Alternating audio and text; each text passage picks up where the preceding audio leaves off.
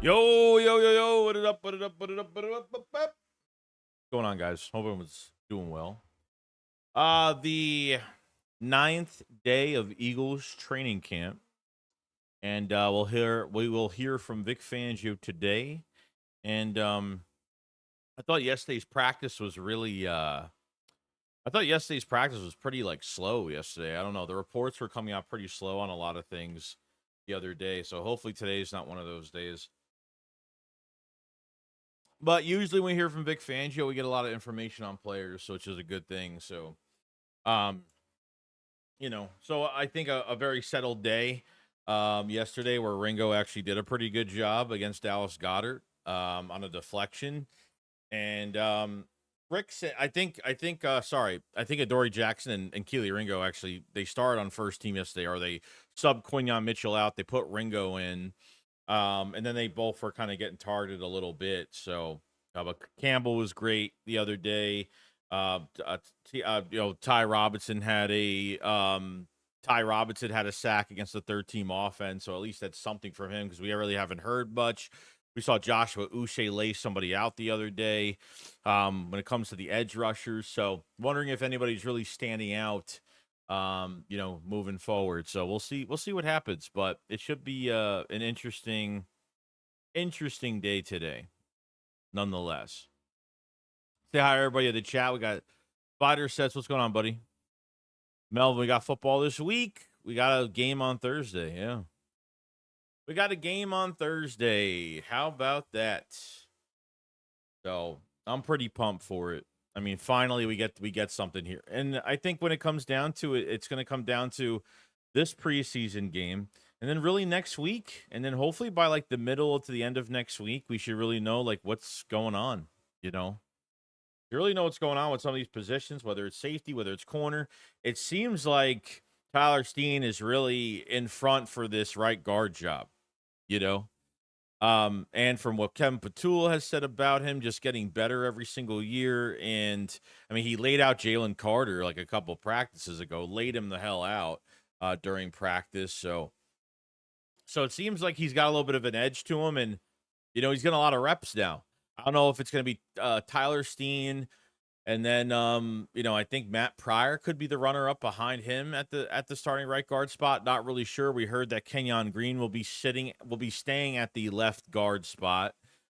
So he will be sitting at that spot, no doubt, for a while.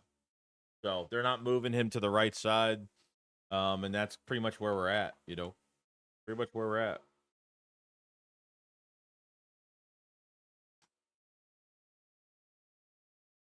We will see how it goes. Eli Ricks came up to show. Eli Ricks came up to play yesterday, which is good. He came up swinging the other day. So it's been interesting, man. See here. I mean, unfortunately, the injury report wasn't great. Because we need Makuba's coming back slowly, but I don't know if he's going to be able to play in this game on Thursday. I guess we'll just see when the time comes. Punjab, what's going on, buddy? E Money, what's going on, buddy? M9 says, good morning, Joey. I hope our Birds flash more today, especially the rookies of the position players needed for. Oh, yeah, I agree. E Money says, E Money Bentley says, Cowgirls 17, Eagles 55. That'd be a great first game. I would say they're going to be up by a couple scores. Really depends on knocking the rust off. You know what I mean? Eagles have to knock rust off tremendously. And that beginning schedule is going to be a pain in the butt too. I mean, realistically, after the Cowboys, weeks 2 to 4 are going to be really tough. Got Tampa, got Kansas City, got a tough few games there. You got pretty much 4 playoff teams those next 4 weeks after the Cowboys game.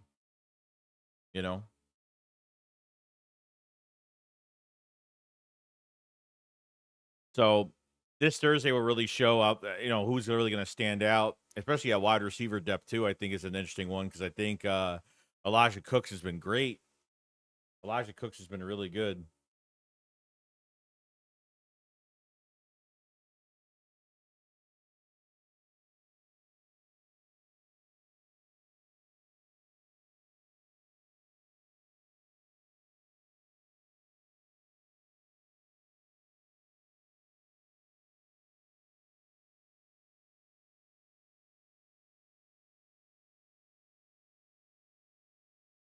Can't come out half stepping. No.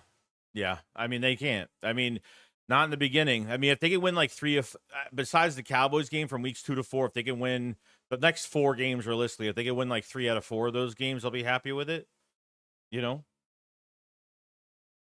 But, we'll see. We'll see.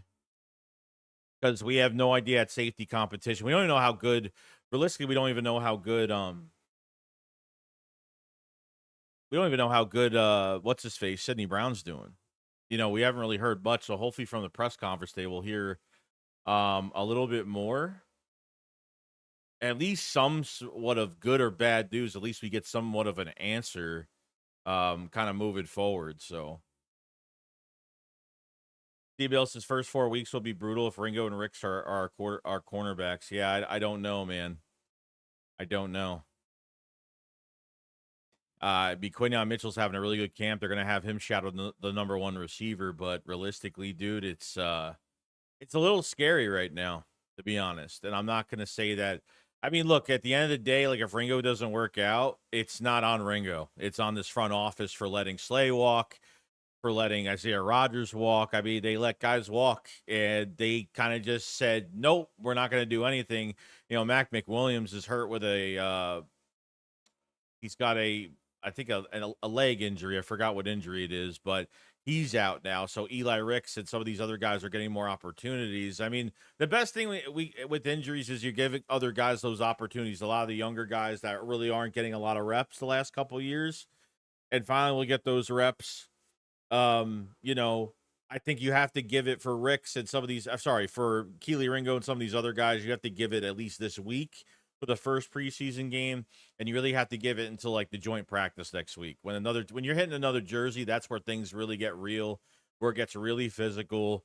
And what do they do against competition? That's going to be a big one here. So we'll see. We'll see. I don't think Ringo's preseason debut is going to be something that means that if he has a bad day, that potentially he can't get better before the regular season starts. But it's going to be a little hard to accept that he's getting better, or that this was just a really bad situation or really bad decision for them to put, look, it's not on Ringo, it's on the front office for taking a shortcut. They took a shortcut. I mean, you trade Chauncey Gardner-Johnson, you created a big need that you didn't really need, and the Eagles had to go out and draft it, where they could have drafted a corner in the second round or something like that. I mean, I think they just created not a mess for themselves, but I don't want this offense to have a great year and their defense is like, where we have to rely everything on a pass rush. As much as we like to rely on a pass rush, but you get a lot of good secondary help, forget it. I don't want to have a safety helping a cornerback every 2 seconds. And I feels like that's what it's going to be. You're going to have that safety help all the time. And I, really don't want that to happen. But, you know,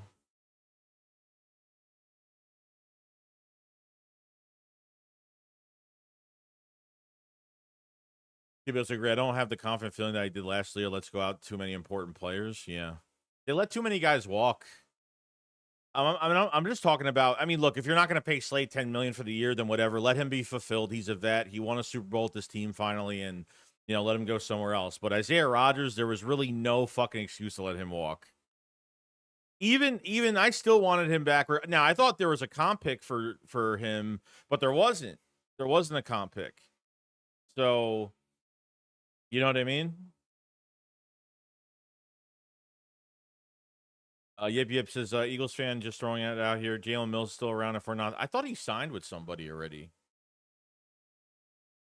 And I don't think that's really much of an upgrade, to be honest with you. I mean, maybe. I mean, just depends, but Arthur just took a blow. No, I think Jalen Mills signed with the Giants, I think. I think he signed with the Giants. I could be wrong, though. Took a blow torch to one of the best defenses in a long time. Yeah. Mel says, James Bradbury scary? I don't know. Any news on Antoine Powell Ryland? A lot of people ask me about the Antoine Powell Ryland Jr. I haven't heard anything from camp from him. No. Haven't heard nothing.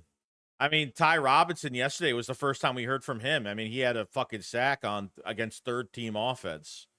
You know what I mean? Third team offense, and you're like, okay, cool, but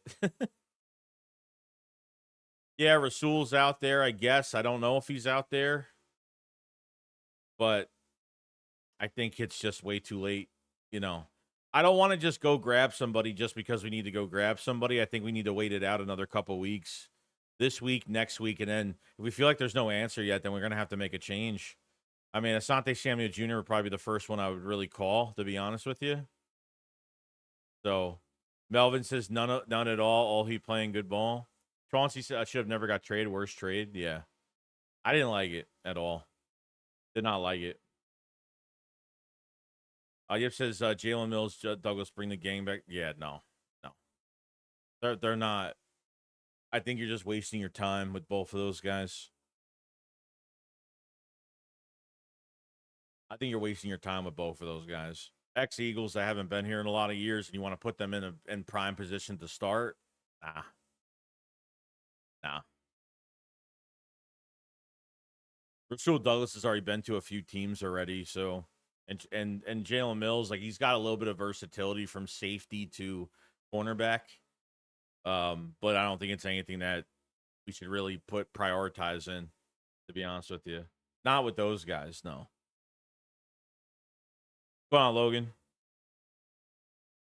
So we'll hear from Vic Fangio today, and then we'll have camp, and we'll get that thing rolling. So, BA, what's going on, buddy? So whatever happened to Asante Samuel Jr.? He's still out there.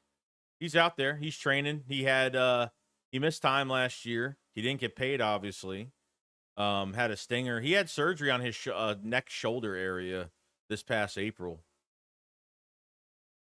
Yeah, we didn't get a comp pick. I don't know because apparently we could be awarded 4 comp picks. We only got 3. So I don't know who decides that, or I don't know why we didn't get 4, because I thought originally we got the comp pick for Isaiah Rodgers. But if he literally left and we got nothing for him, that really sucks. You know?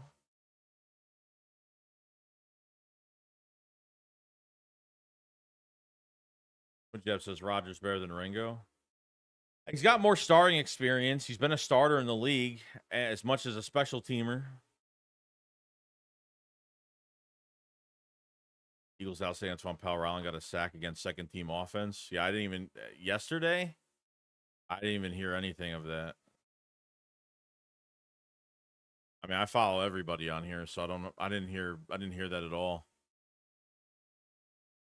I mean, look, at the end of the day, it's like if Antoine Powell-Ryland gets 1 sack in 1 day out of a week, I'm not going to make a big deal about it. Just like Ty Robinson, he got a sack on third team offense. I mean, there's not much to rave about that. I mean, it's something at least. Yep, said the Eagles said, fair enough. I'm a big Mills fan, so I would like to just have him back. I'd rather want Asante Samuel Jr. over. I would rather have Asante Samuel Jr. over Jalen Mills. And partially it's age, and partially I just think he would fit better here. Just because he played here in a different scheme a lot of years ago, so it doesn't really mean much.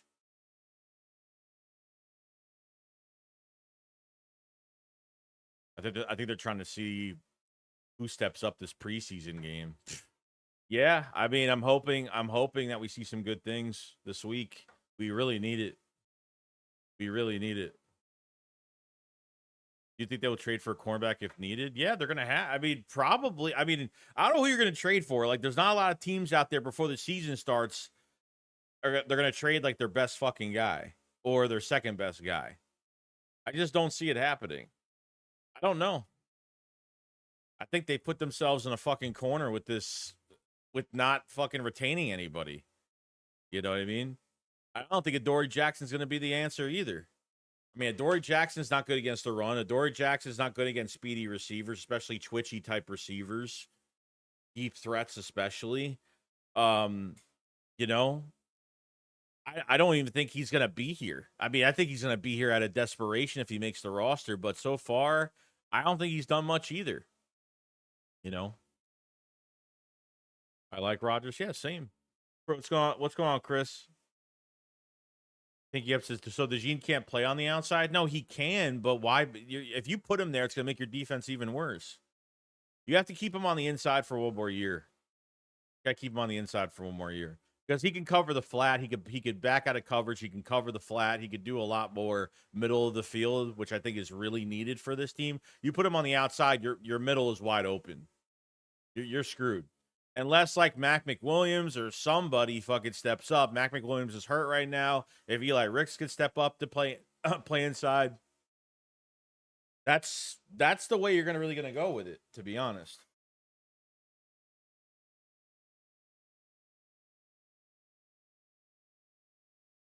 Putting DeJean on the outside doesn't make your defense better at all.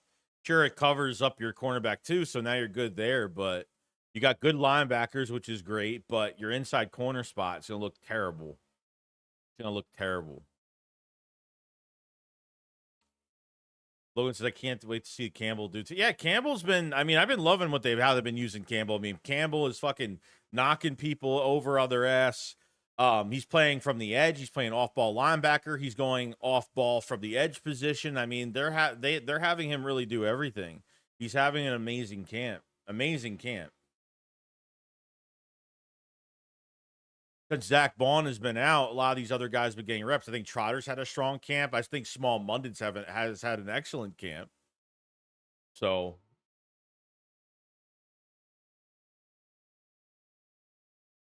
what's up, KGK? What's up, Tanner?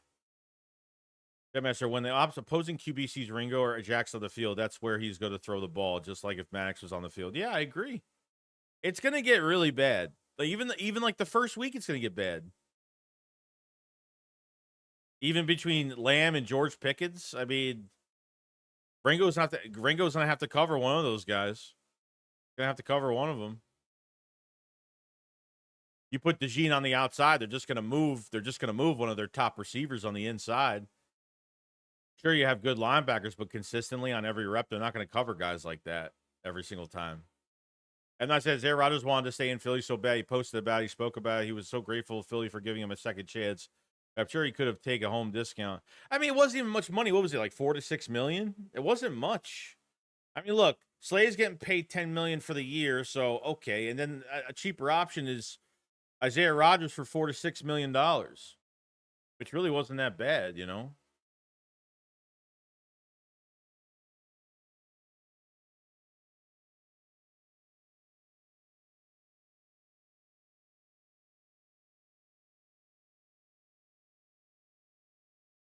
Go to the CD, your Pickens will have a bad day on Q. Oh, no, that's definitely.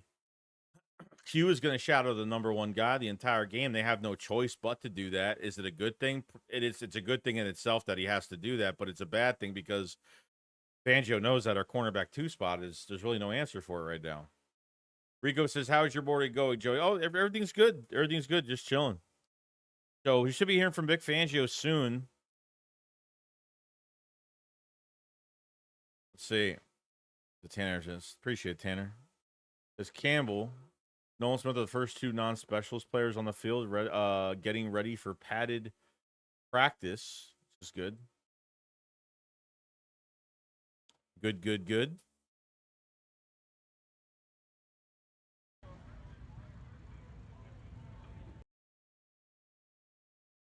Nice. 2 young studs are out there.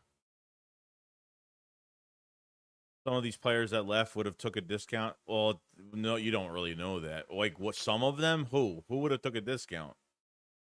Josh Sweat wouldn't have took a discount. Milton Williams definitely wouldn't have took a discount. Mekhi Becton, yeah, it was. I forgot how much that deal was. It was like 2 years, $20 million. I forgot what it was. I don't think they tried to re-sign Rodgers at all, bro. I don't. I think they just let him go. I think part of it was they thought they were getting a comp pick for him, but for some reason they never got a comp pick. So you literally let him go for nothing. You let him go for nothing. You know, which I really didn't like. He says, "Morning, Joey. Hope you had a good weekend. Missed you on the shakedown." So yeah, I wasn't feeling too great. I ended up waking up an hour later, and I had to talk to 500 about it, but I wasn't feeling good on Saturday at all. It was a really just weird day on Saturday. I went home. I passed out when I got home. So Now says Ringo and the rest secondary will be fine. Some of you guys love living in a state of panic. I trust it. I'm not panicking. I'm just stating what it is right now. I'm just stating what it is right now. That's all. I mean, what have we seen from Ringo? Nothing. Am I giving it more time? Yes. But have I seen anything? Not really. The only positive thing I'd say about Ringo is he hasn't really been beat by like 15 yards. You know, he's not getting burned for like 15, 20 yards on every route that's going by him. He's always pretty close. But panic mode? No. I would have kept him over a pick, to be honest. I mean, Howie loves those comp picks, but we only got 3 picks. So if you let him go and they were supposed to get a comp pick, they never got the 4th comp pick. From what somebody told me in the chat yesterday, I guess NFL teams are allowed 4 comp picks. I thought it was 3. I thought it was 3 picks. So they let him go, not knowing that they weren't going to get a pick, or I don't know. Maybe it can't. Maybe it canceled out. I don't know what happened.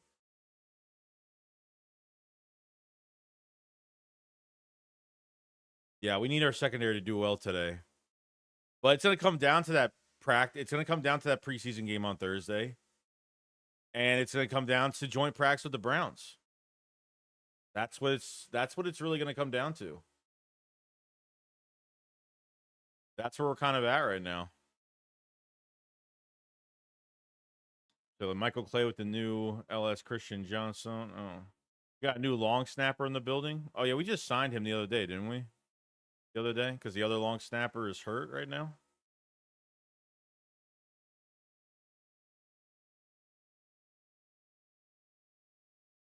Up to 4 comp picks. So sucks we couldn't get 4.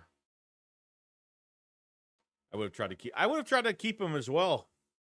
I mean, like guys like Oren Burks, Oren Burks signed somewhere else for literally nothing. Isaiah Rodgers signed with the Vikings for $4 to $6 million. I mean, not even really that much. I mean, it's a big step up from when he got paid last year because he was coming off the gambling situation. So who you think wins cornerback 2? I'm rooting for Ringo to win this job. It's between him and Adoree Jackson. I'd rather have Ringo with his youth and how young he is. And I mean, I would love for Ringo to win this job. Rocky says, I have no faith in Adoree Jackson. I think Adoree Jackson is just a safety blanket. I think honestly, it's like another Devin White situation where they brought in Adoree Jackson just because, just for him to compete, just for Adoree Jackson to be a motivator for Keely Ringo. Like, I don't think there's anything really around it. I mean, even hearing Vic Fangio's press conference last time, and then Adoree Jackson still needs to prove himself as a veteran player in the league. I mean, it's, you know what I mean? It's nothing promising. All right, so Elliott Shore Park. So Vic Fangio's having this press conference. It says Vic Fangio says Adoree Jackson has had a good camp and is happy with where he is at. Okay. All right. Well, that's good news. Not bad. Vic Fangio said Eli Ricks has made some good plays, but needs to eliminate the negative ones too. Yeah.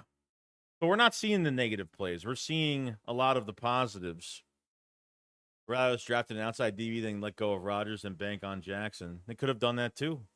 But because of that safety spot, you create a big need immediately by trading Chauncey Gardner-Johnson. I honestly don't get that trade and why it happened. Still to this day, between what Chauncey's been saying, no feedback from the coaching staff on why they even let him go, and saying it's a cap move, I just don't believe it was fully a cap move. I believe it's something else. I don't know. I don't get it. You did all this work to get him back in Philadelphia last year, and you finally got him back. We won a Super Bowl with him, and then he's gone because of news that we don't know anything about. You know what I mean?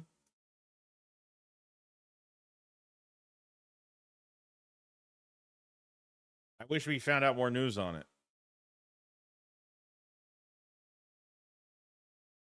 Oh, we never did. We got 117 in the chat. Make sure you subscribe to the channel. Make sure you like the video. Helps out. Like the stream. It helps out so much. I appreciate everybody being here, by the way. Well, yeah, I have no faith in the guy. We have been cooking the last few years. George Jackson has just burnt Eagles, killed him last few years. I think Ringo might get traded. Fangio's pulling a Howie. I don't think he'll. No. Trade Ringo and then what?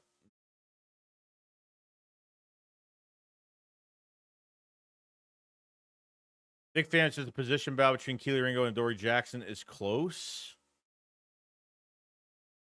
That's really not good, is it? I mean, is that even good? Is that even good news? Look, from everything that I've been reading, I'm not at practice. I'm not at practice doing anything, but Vic Fangio says Keely Ringo and Dory Jackson, the competition's close. Is that even good news? I don't know if that's even good news at all.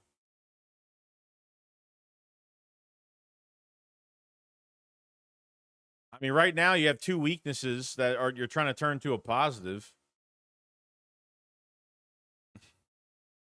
You know what I mean? Others said Jackson is a starter. I don't think he'll be much worse than Slay. Remember, Slay was coming off the field every game. Yeah, well, Jackson is a starter in the league. There's no doubt, but this man can't get a second contract anywhere he's at. You know, why is that? I don't know, but I think it was personality. They didn't like him getting too aggressive in practice. That's what the rumor was, and you know, being like, I don't know. It seems like he was being too much of a competitor. Maybe he was. I don't know.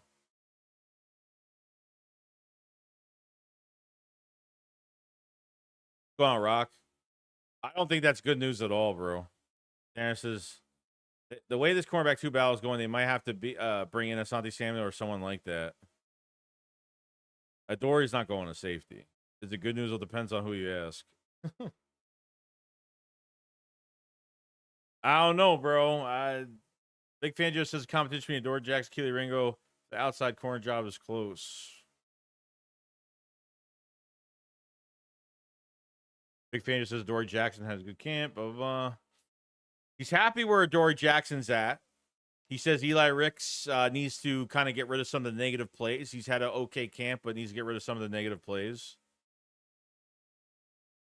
And now he says that Adoree Jackson and Keely Ringo in this competition is close. So, yeah, I don't know. I don't know if this is good.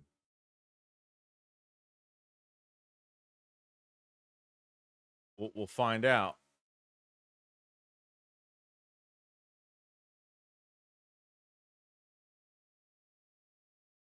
Ringo and Jackson are trade bait. We are about to get Patrick Surtain. Yeah. Yeah, right. They are not doing that. Why be cheap, Howie, and not re-sign Rodgers? I don't know. When we were going through free agency, I was like, okay, they're letting Oren Burks walk. They were letting like a lot of guys walk, and I get it. You have contracts to pay, but guys that weren't going to get paid that much money, I'm talking like single digits for like a year. You know, like Isaiah Rodgers, I know he didn't want to leave, but Big Sanders says Joshua Uche is having a good camp and has made some plays recently. I agree. Uche has definitely stood out. Yeah, I think he has too. I think he stood out as well. Uche made a few good plays so far. I need to see more. I mean, there's just after a week and a half of camp that like you just gotta get into this preseason game. You gotta get into the joint practices next week.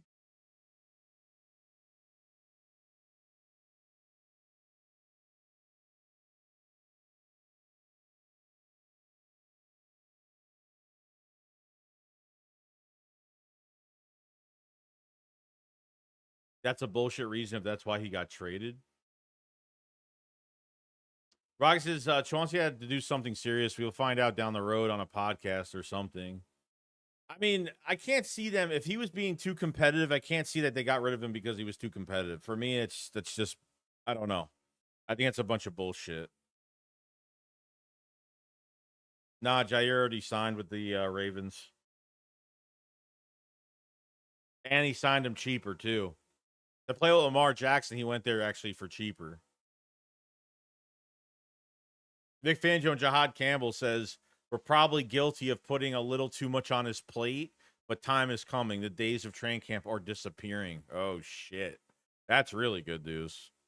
The days of training camp are disappearing. It's almost as if like, yeah, he's a steal. He's what we knew he was going to be. That's good news. That's very, very good news. Shit. Can't complain about that. That's positive.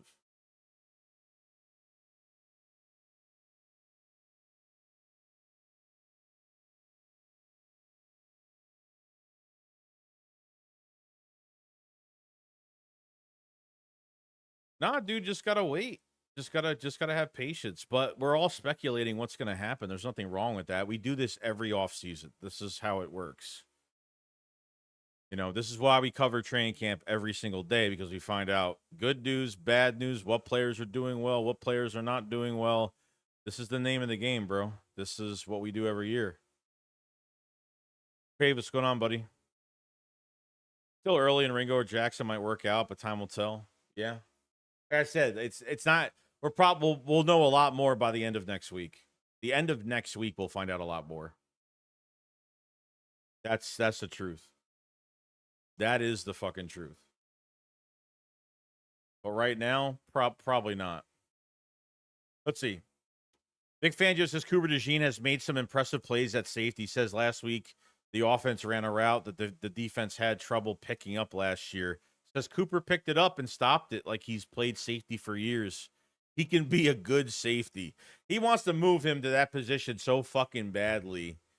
But, you know, anywhere you move Cooper, you're going to have a weakness somewhere else. That's really the big problem. You move him to outside cornerback 2, your inside is going to be weak, and you don't have anybody that has the high IQ like Cooper DeJean that can cover the flat off ball coverage and do what he's got to do. But you just don't. You have nothing to replace it. There's nobody that can replace cornerback. There's no one that can replace that.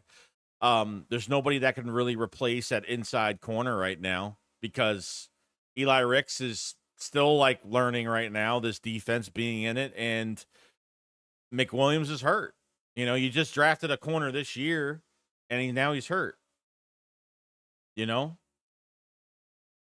it's a tough one. It's tough.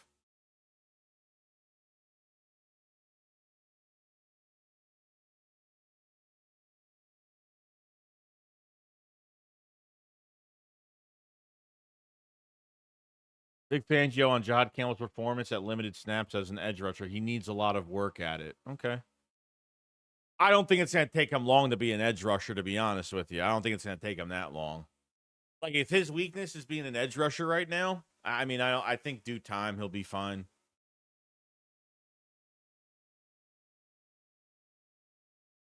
Yeah, so if Eli Ricks can develop into a solid slot corner, then that'll make Fangio more comfortable to move Cooper around the field. Yeah. Or Mac McWilliams. Now he's hurt, and now he can't even play right now. He can't even get the physical reps right now. So it's hurting. We know Fangio wants him at safety badly. We just by that. If he says, hey, you know, there's a play that the Eagles couldn't defend at safety last year that Cooper DeJean defended well at practice. He's like, it feels like he's been a safety all these years, and he can play the position right now, and he loves him as a safety right now. Shit.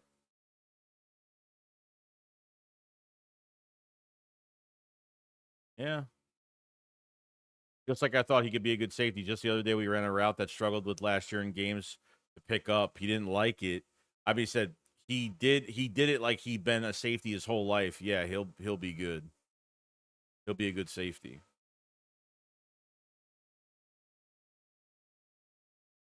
So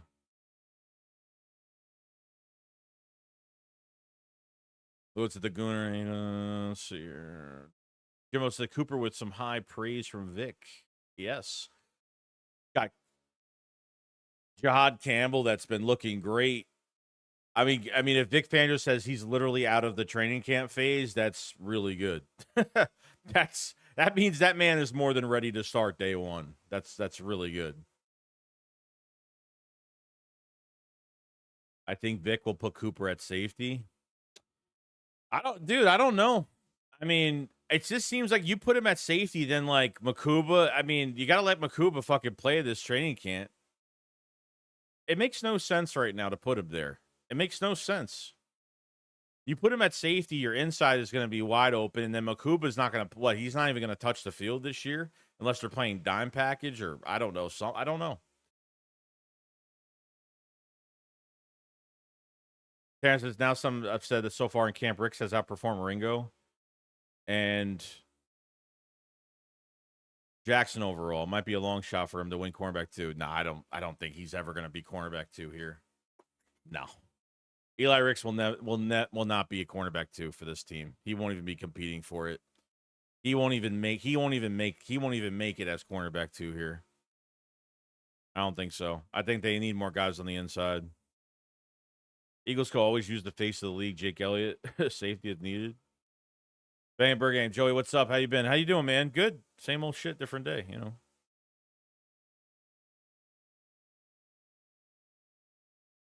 Let's see. On if he expects rookie safety Drew Makuba to be available in Thursday preseason game. Oh, God.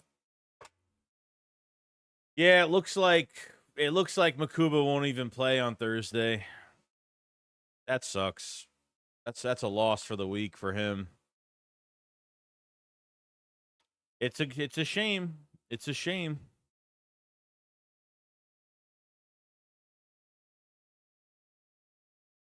Big Cake says 2 years ago, both Slay and Bradbury said Ricks was who was taking Slay's place, and not anymore. Not anymore. That ship has fucking sailed. At one point a few years ago, maybe because our corner situation was really slim at the time. In 23, like Ricks had a lot of reps, but that was a different defense. So, you know. So now we get news that Makuba probably won't even play on Thursday, which means that he's probably not even barely even practicing. He won't even make it to full practice this week. Bagenberg said, do you think Eagles will make a move for corner or safety before the season starts? Potentially, yeah. I mean, it just depends. I don't know if they're going to make a move unless I see something between this week and next week. You know what I mean? Diametric Kenobi said, I'm so ready for the regular season to start. This training camp preseason is just boring. So, I mean, for me, it's not boring because I feel like there's a lot to talk about. So, I never really think it's boring.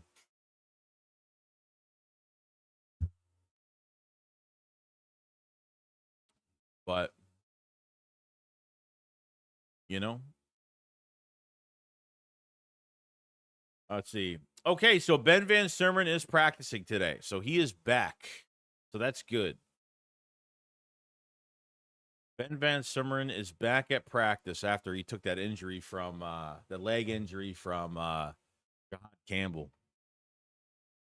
Jimbo said Akuma needs reps. He's way behind to start first preseason. Yeah, I don't think he's missed a few days. I mean, he's barely had a week of practice. You know, barely had a week of practice. Lewis says I can't wait for the first preseason game. Same. JJ Rock Philly says Andre Sam not good.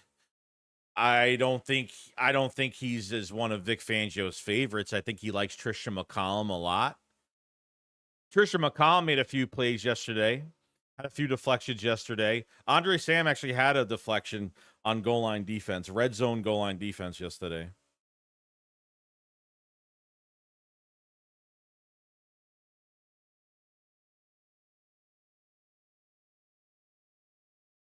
Also sounds like Joshua Uche is the front runner for the third edge rusher at this point. Yeah, that's what it seems like. Which is what I've been saying. I've been saying Joshua Uche. I mean, especially from Lane Johnson, he said at minicamp, even during minicamp, he said, watch out for Joshua Uche. I mean, he's a natural edge rusher. He had double-digit sacks a couple years ago with the Patriots, got traded middle of the year to KC last year, and couldn't really catch up on Spagnuolo's defense last year. So they just sat him out as a healthy scratch the rest of the year. Didn't play in the Super Bowl. So seems like Uche is going to make some noise, man. Cage White said, nah, bro, I've been able to enjoy the preseason more now, caring about the backups and play calling. Yeah, I think because the more issues you have with a team, I mean, if you have like a positional competition or something like that, it makes camp a little bit more interesting. It makes it more exciting, you know? It makes it more exciting. Hayes Kicks his Simmons was spotted training in the Eagles gear on his IG story. I think by the end of preseason, he signed the 1-year deal. It wouldn't shock me if he gets signed. Look, if if they can't move DeJean to safety and they have to sign him, and Justin Simmons to me is like, that is the last straw of like, you need somebody at that spot. If Makuba is not healthy enough to get enough practices in where Fangio feels, comfortable with him, and Sidney Brown, I haven't heard much. Even I haven't seen a Sidney Brown question yet, and it seems like he hasn't really done much. See, Makuba's going to be limited again today, and will not play on Thursday. Most likely will not play on Thursday, which really sucks because we need to figure this out.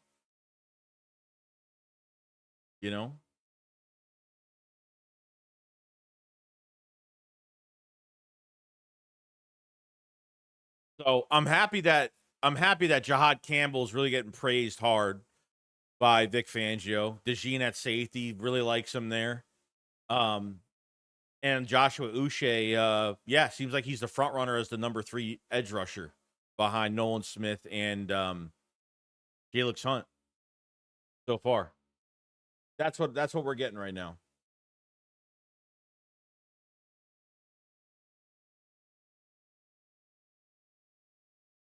But to say that Adoree Jackson and Keely Ringo, that competition is close. Yeah, I don't know about that. If they're close, then they're close. Then they're close for the wrong reasons. Then they're close for realistically, they're close for the wrong reasons.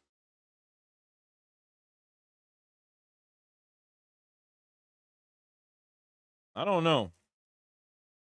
That's not really good news, in my opinion, but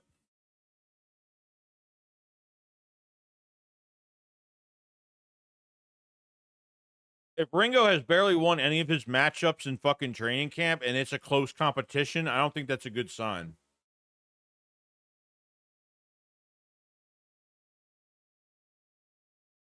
Padded practice for Hurts today. No practice for A.J. Brown. So A.J. Brown has the hamstring injury still. So they're just going to sit him the hell out for the next couple of weeks. They're just going to sit him out. There is no reason to rush A.J. Brown back. He's not playing in preseason. They're never going to play him in preseason games anyway. Jason Kelsey's at practice today.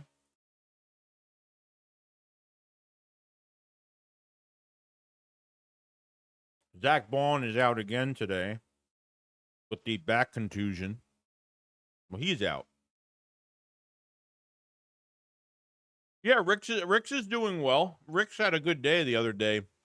Vangio said he needs to eliminate some of the negative plays, though. So.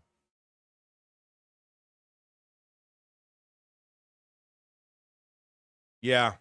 So they just need to get him healthy, ready to go, and he'll be fine.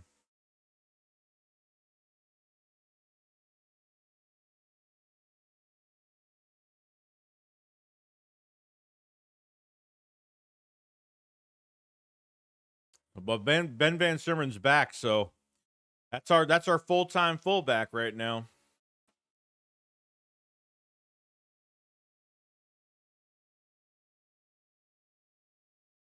Simmons was wearing his college team's hoodie, BC Eagles. Oh, Boston College. Yeah, I think Ricks is getting an opportunity with the injuries. We'll see what he does with it.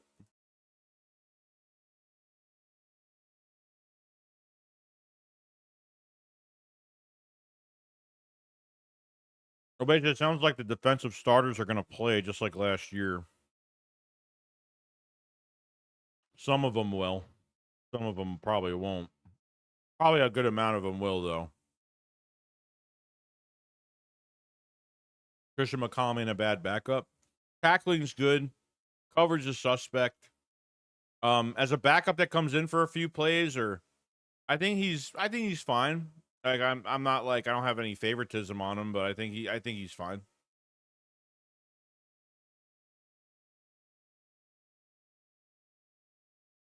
Right to the training camp, these soft tissue injuries happen every year. Oh no, they do. They do 100%.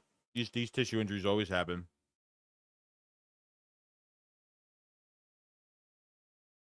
Jim says Vic saying Cooper might play safety in the preseason was interesting. He might want to play him a little bit A lot of these guys will play, but they just won't play a lot. You know what I mean? They have to play, even if DeJean's a starter. He's but he's young and he's got to play. He's got to do some type of preseason. They can't sit everybody out that's supposed to be starting this year.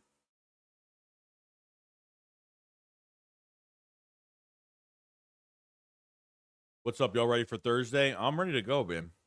Twitter says, why they always draft these little cornerbacks, the little safeties? They're always injured. Because AJ's lower body injuries worry me back when we trade for him with the amount of he's racking up over the last 2 seasons. I know how he's monitoring that closely. Oh, that's definite. Plus, it wears out the Eagles are just worried about being competitive this year. They're not really looking to take it to the Super Bowl, something that I was saying from the end of last season. They're worried about being competitive. I want Xavier Watts. I was concerned about Makuba's frame because he looked tiny during his draft party.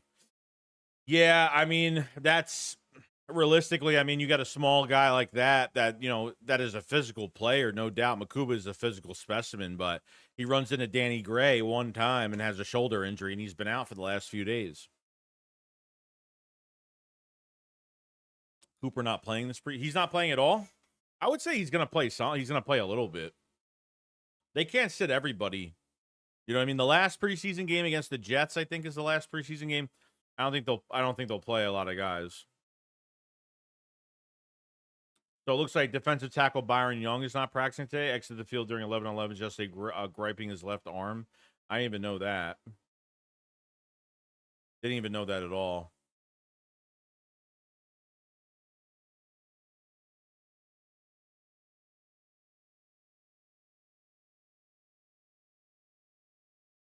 But Fangio talking great things about Jahad Campbell. I mean, realistically, just being like, hey, he doesn't really need a. So to kind of go over that quick, since we're already here now. So Vic says Adoree Jackson has had a good camp and is happy with where he's at. Okay. Vic Fangio says Eli Ricks has made some good plays, but needs to eliminate the negative ones too. Then Vic Fangio says the position battle between Keely Ringo and Adoree Jackson is close. I don't know I don't even know if that's even positive. I've said that for the 10th time this stream already. Vic Fangio on Jahad Campbell says we're probably guilty of putting a little too much on his plate, but time is coming. The days of training camp are disappearing. He's ready to go. He's ready to go. Vic Fangio says Cooper DeJean has made some impressive plays at safety. Says last week the offense ran a route the defense had trouble picking up last year. Says Cooper picked it up and stopped it like he's been playing safety for years. Quote unquote, he could be a good safety. Now, Vic Fangio on Jahad Campbell's performance has limited snaps as an edge rusher, said he needs a lot of work at it. And that's fine. That's fine. Due time, Campbell will be ready for that edge rushing position if they need to put him there, So, you got Ben Van Simmeren back at practice. A.J. Brown still out. Makuba probably will not play in the preseason game on Thursday. What Vic Fangio said, he said probably not at all, which kind of sucks. There's Joe Douglas right there. There's Jeff Stalin right there. Zach Bone remains out. A.J. Brown hamstring, missing second practice. No Byron Young. BVS is back. Okay. Did you see Debo get pissed at Mike Garofalo mentioning his finger injury? Yeah, I saw that interview, that really weird interview. Yeah. Especially with his corner problems and those, I don't think these edge rushers are going to be that good. They're going to be okay at best, but it's going to be nothing like last year. Why do you say that? Why do you say that? Nolan Smith just had a double-digit sack season. Jalix Hunt did get put into the rotation middle to late in the season. Then he really took off in the playoffs. Joshua Uche is a natural edge rusher. That could be winning this third job. Why do you think the pass rush is going to be worse this year?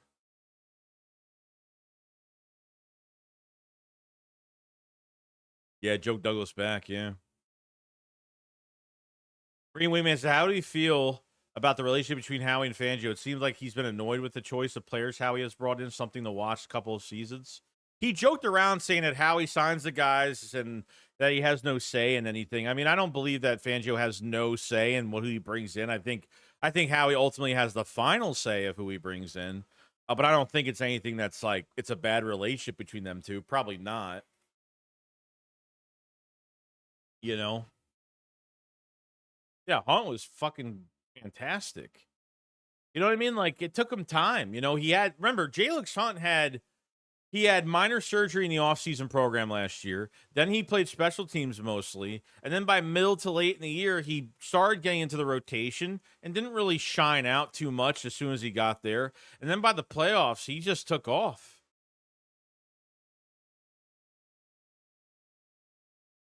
So I said you got to look at it as the reason why these guys are not with a team. Are not with a team free agents or free agents for a reason. Not every player is going to be talented like Saquon Barkley on a pickup. No, but as a player that's in a scheme that they know how to use these guys in a specific scheme that could benefit the defense, then I don't think that's a weakness. Everyone's a free agent for a reason, sure. Zach Bond was a free agent for a reason. Look what he turned into. You know what I mean? Like, you have to produce these guys. And because we want these guys to come in and be fucking all-stars, it's not going to happen overnight. But as a role player in a rotation, why can't it work out? Why can't an edge rusher in a rotation that hasn't really maybe been great somewhere else could come in and really be very productive? You know? So, I don't know. We're just hoping to get lucky. I don't really like that's all. Well, that's the dude, that's the name of the game. The draft is fucking all luck. Free agency is all luck. Free agency, there's a little bit more. There's at least with free agency, you have at least a resume before you sign a player to big money. But realistically, everything you do in the offseason is a crapshoot. Everything. Free agency is a crapshoot. It's all Russian roulette. All of it's Russian roulette. You don't know if a player's going to stay healthy. You don't know if a player's going to, you know what I mean? It's all of it's like that. Every fucking thing you do in the offseason program it's Russian roulette. It's either going to work out or it's not. Like, this is what we have to, us Eagle fans, this is what we have to get over. Like, we're done. We're not extending 30-year-old players anymore. We're drafting players that are young, and we're trying to get them to second contracts. That's what we're doing. This is a youth movement. This is what we're going to have to do. This is just how it is. You know? Now, so under Vic, all these guys have a chance to be better than they have been. Yeah. Especially guys that were already here last year. And newcomers now get to play under this defense, see if they can get better. If they're long-term after this year, great. It's more time and you know, more production under their belt under this Vic Fangio defense. So it says, well, what I'm saying is we let CJ go and we let a good corner go just to put luck back on the table. Yeah. Yeah. I mean, look, I agree. Like the Chauncey Garner trade, I don't get it. I never really got it. I understand they saved cap the next 3 seasons, but I don't get like the movement behind it. And it creates a big need. And yeah, and these are the two positions these are the two positions right now that we're kind of figuring out right now.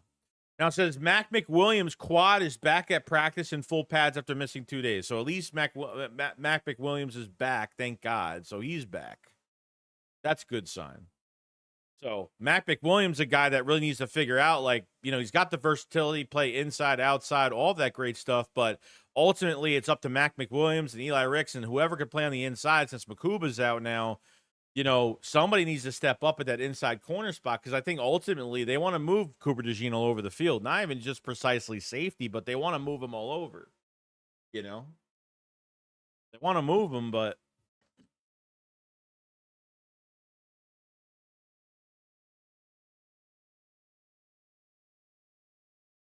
I'll scratch my throat quick.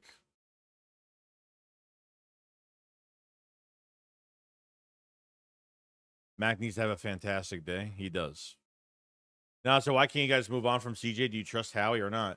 Well, yeah, of course. Like Howie's been fine. Like other than the Bryce Huff fucking signing and like this trade with Chauncey, it was just a big question mark for me. For me, it's like I mean, look, as long as you're having more positives with your GM than more negatives, then you're fine. But that trade made absolutely no fucking sense. From a cap standpoint, it made no sense. At 28 years old, I mean, in his prime right now, like, I don't get why you would not want to, why you wouldn't just keep a player here, retain a player, keep him here. I mean, he was still on contract regardless. So I would have to say that this either has been in the works for a while since Chauncey got here, that he was only going to play here this year, or this was after the Super Bowl when they kind of made that decision of, I don't know what the reason is behind it. It's just a really weird fucking decision, you know? Yeah, I saw this news the other day, Tanner. So it says the Eagles are expecting a record of 60,000 fans to attend the open practice, bro. I mean, that's fucking insane. I mean, you're going to fill up a whole stadium for fucking practice. I mean, that's nuts. And by the way, me and Philly 500 will be having the shakedown at, what was it, 6:30, 7:30 they're practicing. We'll be doing the shakedown, covering everything that day as well. So we will have a lot to discuss. Got Jake Elliott here kicking.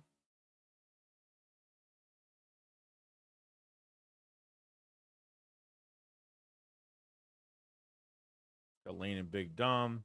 Eagles running backs getting some boxing work from Coach Jamal Singleton.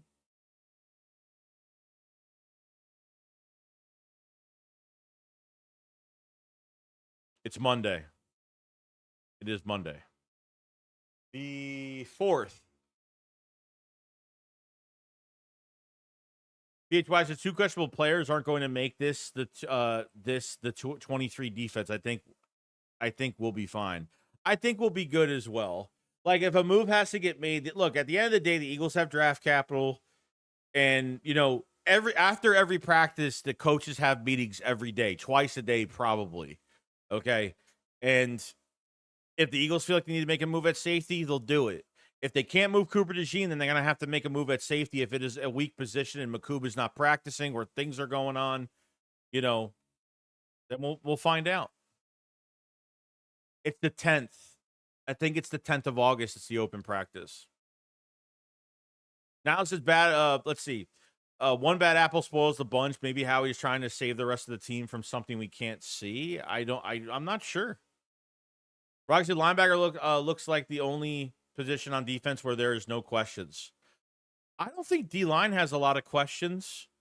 I mean, like, I think Ojomo's gonna have a really good year in the second rotation. I think I have a lot of faith in Jalen Carter. I have a lot of faith in Jordan Davis, a lot of faith in Nolan Smith, a lot of faith in Jalix Hunt. And I feel like you found your third guy, probably, possibly, in Joshua Uche. That's a natural pass rusher, edge rusher. I think D-line is coming along nicely, I'm not down on a lot of positions than you think. Like, I'm not down on a whole lot of these positions, to be honest. Blankenship is going to be up in the air, to be honest with you. If they don't find anybody at safety after this year, or because of injuries, or guys keep getting injured and Makuba can't hit the field, or they can't move the gene, I don't know. I think they do re-sign him, yeah. I think they'll have no choice but to re-sign him. How much is he going to cost? I don't know. If he's going to want to be the highest paid safety in the league, really depends on him. I think potentially, yeah, I think they have to re-sign him. If Sidney Brown and Makuba aren't working out and they have to go sign a free agent for the rest of this year, I don't know, man. I think like out of desperation, you might have to re-sign him. I mean, I want him back regardless, but Hilly Rellis, I remember driving home after the Bucs game, and so many fans gave up on this team listing. It's a long season, going to have ups and downs. Yeah, I mean, the defense went through its growing pains before the bye week. The offense went through its growing pains because we had no identity before the bye week. We had no identity. We didn't run the ball enough. The passing game looked really didn't look good. The passing game was very vanilla. No creativity with the offense, barely any motion. Now, there was a lot of weird shit going on before the bye week, and then after the bye week, that was it. Yeah, we turned a new leaf. Eagles work on special teams, contingencies. Grant Calcaterra snapping, Cooper DeJean holding. Oh, Jesus. I don't know why they're even doing that, but Calcaterra is a long snapper today. Interesting.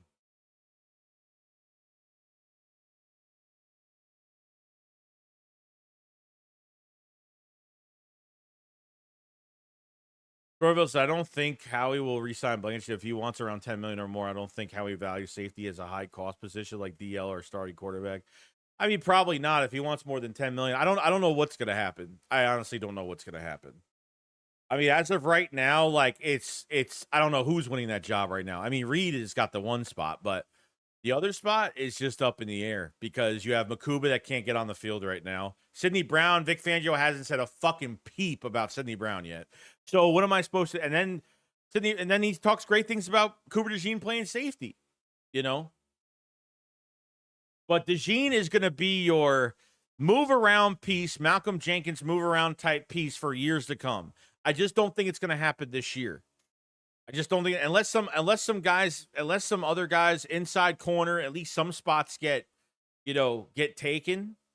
If Mac McWilliams or Eli Ricks can make some noise that inside corner spot or something like that, then potentially they could do some different things. But okay, so we have the official injury report as of right now. All right, so we have will not practice Zach Bond, AJ Brown, Lewis Sign, Montreal Johnson, Trevor Keegan, Terrace Marshall out again, bro. Terrace Marshall, bro. Byron Young. Limited, we have Charlie Huglet, Mac McWilliams, and Andrew Makuba. So the limited guys, they're going in the right direction right now with Makuba being there, and Mac McWilliams is back today, which is good. Trevor Keegan, he's really the third team. I think he's the third team center right now. Lewis Sign, just can't get over injuries. Zach Bond has been out for a while. I'm not really worried about him too much, though. Yeah, Keegan might not make the team. Probably not. It's unfortunate. Won a national championship, could play center, guard, was a captain. I mean, he got hurt last offseason as well. He got hurt last year, too. This time. You miss time, you're going backwards. We got some ball security drill going on.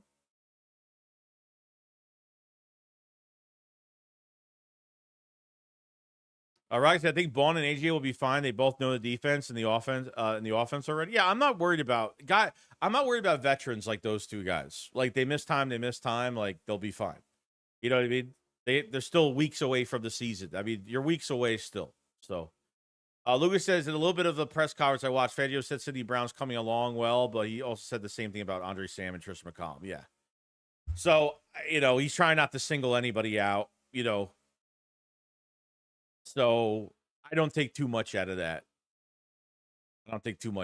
Andre Sam will never play in this defense. Tristan McCollum will be a backup here, most likely.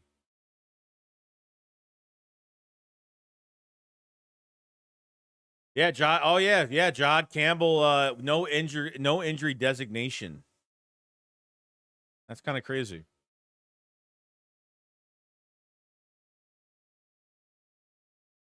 We got a super chat first of the day from Maya, I think. Appreciate the super chat. Says, I think if they don't resign Reed, I think they move Cooper to safety full next year next to Drew. Yeah, I think this is more of a next year thing, but getting him work at the safety spot now is not a bad thing at all. And God forbid this year, if you have to move him there for something or you want to put Cooper DeJean on the back end, maybe for something, I don't know. You can always put him at that spot. So I think it's good for us that they could do that. But I think in the next, I would say the next year to 2 years, he won't be playing that inside spot anymore. But they have to really shore up that inside spot for someone to take his place if that's going to be the case. You know what I mean? So appreciate that super chat, by the way. It means a lot.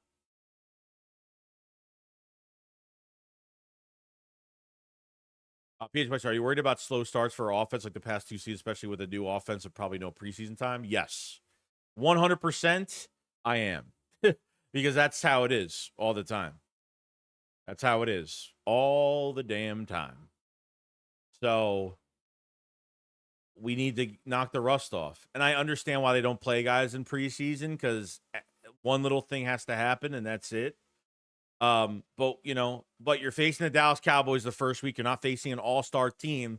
But after that first week, when you have Tampa, you have the Chiefs, you don't have multiple home games. You don't have a consistent 2 home games. You're home away all season. You're going to be constantly on the road every other week. So that makes it a lot tougher for this team on the schedule for this year. Makes it a little bit tougher. Rocky says, you think Nick plays the starter some on Thursday? I know we normally don't. No. I guarantee you they play no starters on Thursday. None.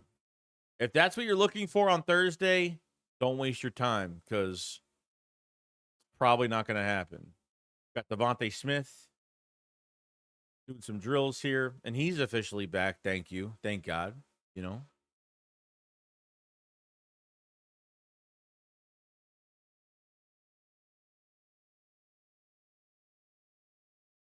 Bradley says that the passing game will still look vanilla. Sirianni isn't very inventive. Well, I mean, it's Nick Sirianni's offense, and then like last year, Kellen Moore put his flavor into the offense. No, I don't think we agree that Nick Sirianni is a full-time play caller. No, I would never want to see that. I think he helps with game planning, but at the end of the day, I think Jalen Hurts has a lot to do with game planning. I think he helps a lot with the game planning. I think Hurts is like pretty much the coordinator of this offense. They really go by him and what he likes and what they take from last year or new things they probably put in this year. Batul has been here the last 4 years. There's really no excuse for this offense to not, this offense should look pretty damn good. I don't care if you have to replace a running back in Kenneth Gainwell and your right guard seems like, Tyler Steen is really the front runner at right guard right now.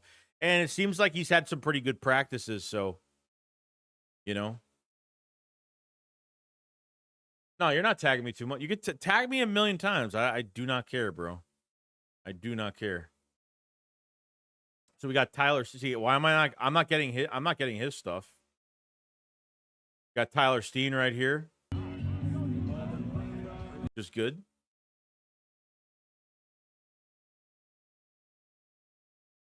Tyler Steen knocked over Jalen Carter on his ass the other day. Even Jalen Carter said he's put in some work, no doubt. I don't know if this is the same, but a different. Oh, this is a different one.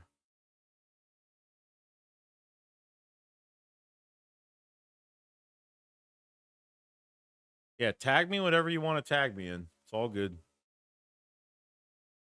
I don't know how many rooks will be playing Thursday. Probably a lot of them. Everyone's going to play. Besides the starters, everyone's going to play. Probably said, I don't know if Mac will play. Vic said Makuba probably won't go. Who knows if Campbell will? Man, this first preseason game might be a mess. I don't think it's going to be a mess. But there's certain guys that are injured that are missing too much time during the week that probably won't. We'll see Sidney Brown. We'll see McCollum. We'll see some guys at that safety spot, and Campbell. We'll see. I don't know if they're gonna. I don't think they're gonna play him at all. Private McClung says, Joey, what's the most concerns you if the offense isn't doing so well, but the defense playing good in camp? It doesn't concern me if the defense is having some good days.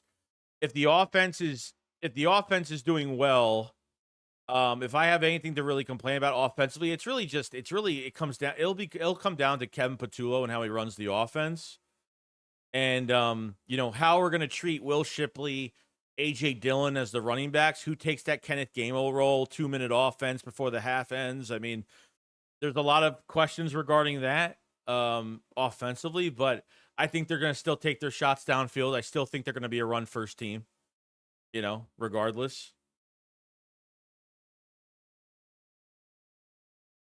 And we got some drills here.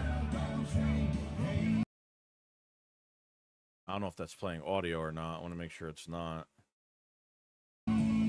Yeah, it is.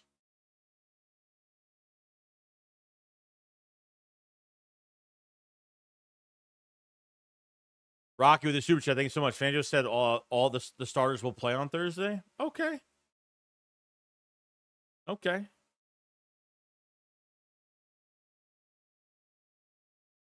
Hey, I'm down for it. I'm down for it. Jason Kelsey helping out lineman on pass pro, catching passes in the backfield. I'm actually really surprised he's been like at camp a lot. I've been kind of surprised that Kelsey's actually been here around here a good amount. You know, I figured he'd be busy doing so much other stuff now. I didn't think he'd have this much time to be with the Eagles during training camp and stuff like that.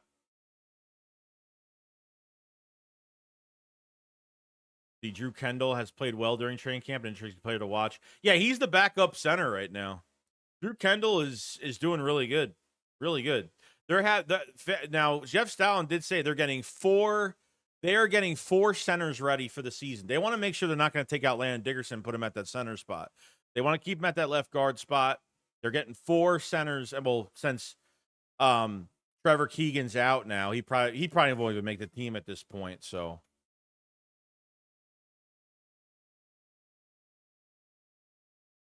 Appreciate that super chat, Rocky, by the way.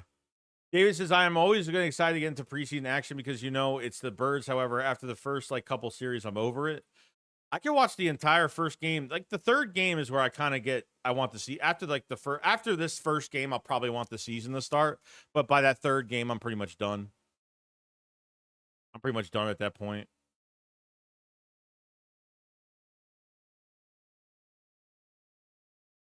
I'm never annoyed. I never was annoyed with Jason Kelsey. What was I annoyed? I joke around with the shit that he does, but I'm not annoyed. Never annoyed. Guy's got a life and does stuff. What's going on, Rich? What's going on, buddy?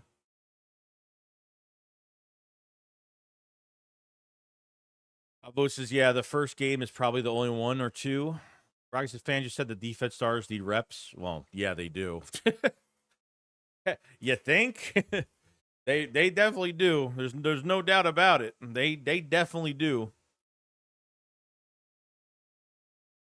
Versus Joe, you think it'll be the Ravens Eagles Super Bowl? If there's a team out there that could take off Kansas City, if the Bills could finally beat them in the playoffs, the Ravens and Lamar Jackson can actually make passes, and not choke at specific moments, because Lamar Jackson really has no excuse. He's got 2 MVPs under his belt, but realistically, the Ravens are one of the most overrated fucking franchise.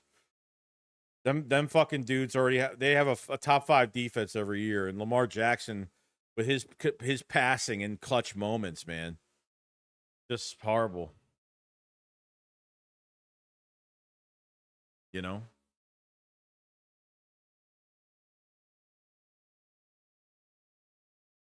No excuse. No excuse.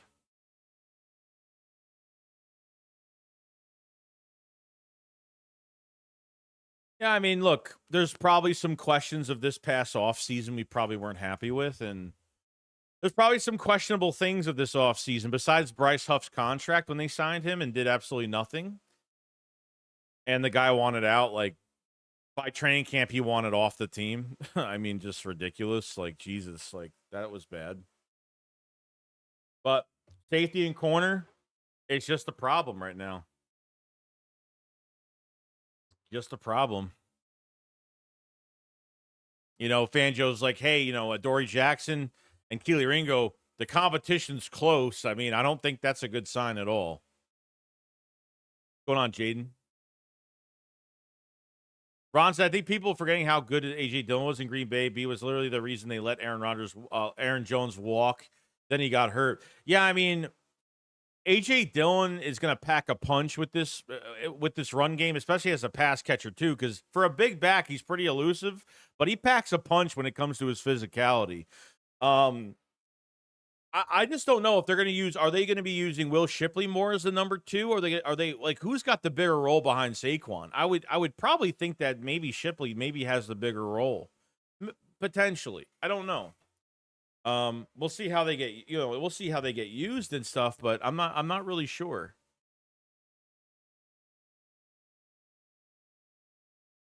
So we'll wait until they get in the group. There's a lot of video out. There's a lot of video on the practice so far.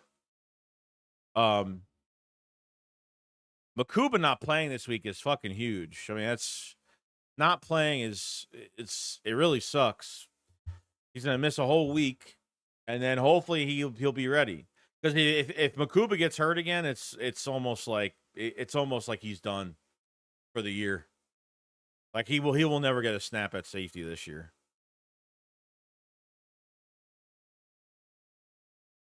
Why? Because Jalen has been throwing in the middle of the field and to running backs as well a lot in camp. Yeah, and that's no. I want these running backs involved in the passing game. With Will Shipley and especially, AJ Dillon could do that too. Like Will Shipley in open space. Have you seen Will Shipley with the ball in open space? It's like the human joystick, bro. I mean, he's the human joystick. I'm not even kidding.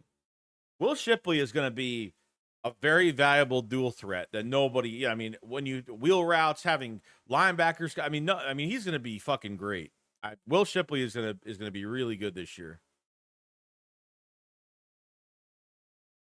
Hufflepuff's name is no longer uttered in the same sentence as the birds. It's funny because I actually think Huff could be productive with Salah. No, I think he will because he's in a rotation, because he's in a deep rotation. That's why. What a fucking waste.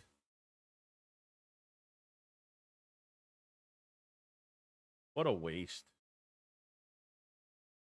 Let's see. Bree Rodriguez said, I think they will use Will Shipley as a number 2 and Dillon more like Jordan Howard inside the goal line or when it's time to run out the clock. I mean, I would like to use AJ Dillon as a finisher, like beginning of the fourth quarter, middle of the fourth quarter, kind of like just, I don't know, just tire out the defense more. I mean, you could use him in a lot of different ways.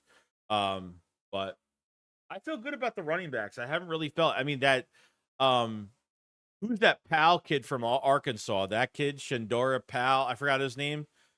He's another guy that's had a pretty good camp. That Montreal Johnson, he's another one that, he was kind of looked at, undrafted free agent from Florida. Gates, if we can establish our running back duo with Barkley and Dillon, our foots will always be on the team's necks. It's true. They're playing buddies watch you. Yeah, I just saw the tweet. Oh, yeah, Darren Sproles was great. Derek Powell. Okay, there you go. He's had a good camp. Yeah, I have Sproles' jersey, too. Still got his jersey. Nothing else so far. I don't see him making the team, though. Who? Good Derek Powell? Probably not. He'll probably be on practice squad. He'll probably be a practice squad candidate. Wouldn't sleep on them. Anais Smithing Powell. Anais Smith, I don't think has done much of anything in this camp either. Yeah, I mean, he got hurt last year. He was hurt last year, too. Came back. I mean, he did punt returns. He looked god-awful. His vision looked god-awful. So, Shipley could be an Austin Eichler. Yeah, but probably a lot faster, a lot quicker. He's got more short turnaround speed. He's got short turn quickness. But I saw him get thrown a pass in that, I forgot what game it was last year. I was like, holy shit, dude. In the passing game, Will Shipley, as a runner, he's very average. Like, he runs in a straight line most of the time. I don't know how many, if he has a lot of moves in his back pocket, a lot of tools in his toolbox. I don't know, move-wise, what he does when he just runs. But in the passing game, I think he's highly valuable. PHY said, was out yesterday and seen a dude wearing a Wentz Commanders jersey. Never thought I'd see that in my life. Somebody would have fucking bought that shit. That's kind of weird. Drozone says, Ship is so fast. People think he got chased down easy, but he covered the ball up. Dude who caught him runs a 4.2. Yeah, that's kind of, I thought he was kind of slow. I figured maybe he just wasn't really used to running like that. So he just ran out of gas so fast, but he held on to it, though. That's all that matters. He really held on to it. We got Rocky with the super chat. Thank you so much, my friend. He says, Wilson, Powell, Ryland, and Ojulari may get cut. Johnny Wilson is interesting because he does have value with some blocking, but he really just he hasn't had a good camp when it comes to catching the football, especially contested catches. I mean, he's almost 6'7", and he still can't get Can't really use his body to catch anything. His hands have been a big issue. I don't know. If you got A.J. Brown, Devontae Smith, you got A.J. Brown, Devontae Smith, Jahan Dotson. I mean, Elijah Cooks is probably going to make it, right? Elijah Cooks. You keeping 5 or you keeping 6? So after those 3, you keeping 5 or you keeping... I don't know. Darius Cooper and pretty much... Darius Cooper and what's his face should be good depth pieces for us. And I mean, they've had the best camp so far. I mean, Terrace Marshall was having a good camp, then he got hurt. Danny Gray was having a good camp, then he got hurt. Seems like every time a receiver has a good camp, they end up getting hurt, unfortunately. Darius Cooper and fucking Elijah Cooks have been like the 2 receivers that are kind of left right now doing some good things. So Thursday, hopefully see more. Storm, appreciate the super chat, by the way. Storm Warmer said they should have had Wilson put on 25 pounds and put him at tight end. Yeah, he was asked the question last, I think his rookie year last year, and they said they weren't going to put him there.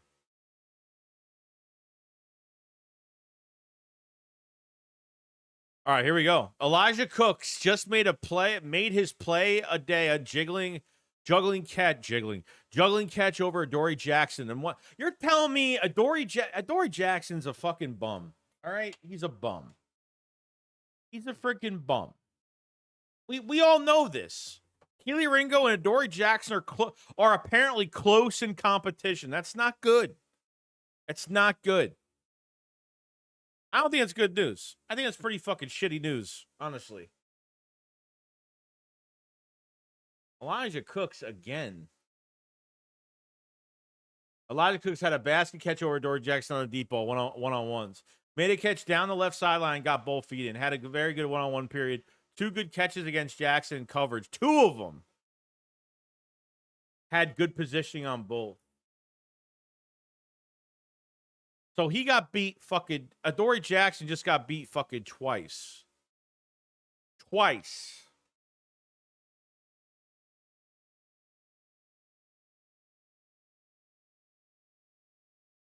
I fucking... Oh, man.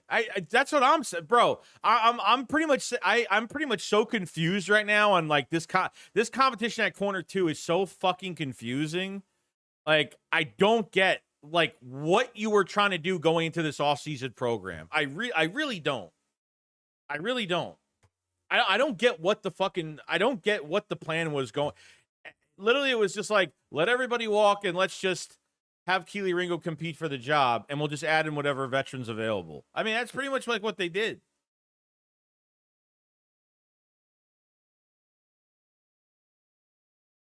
Jalix Hunt with the second team today so far. Uche with the starters. Damn, they got Joshua Uche over Jalix Hunt now with the starters now. Interesting. Not a bad thing. Not a bad thing at all.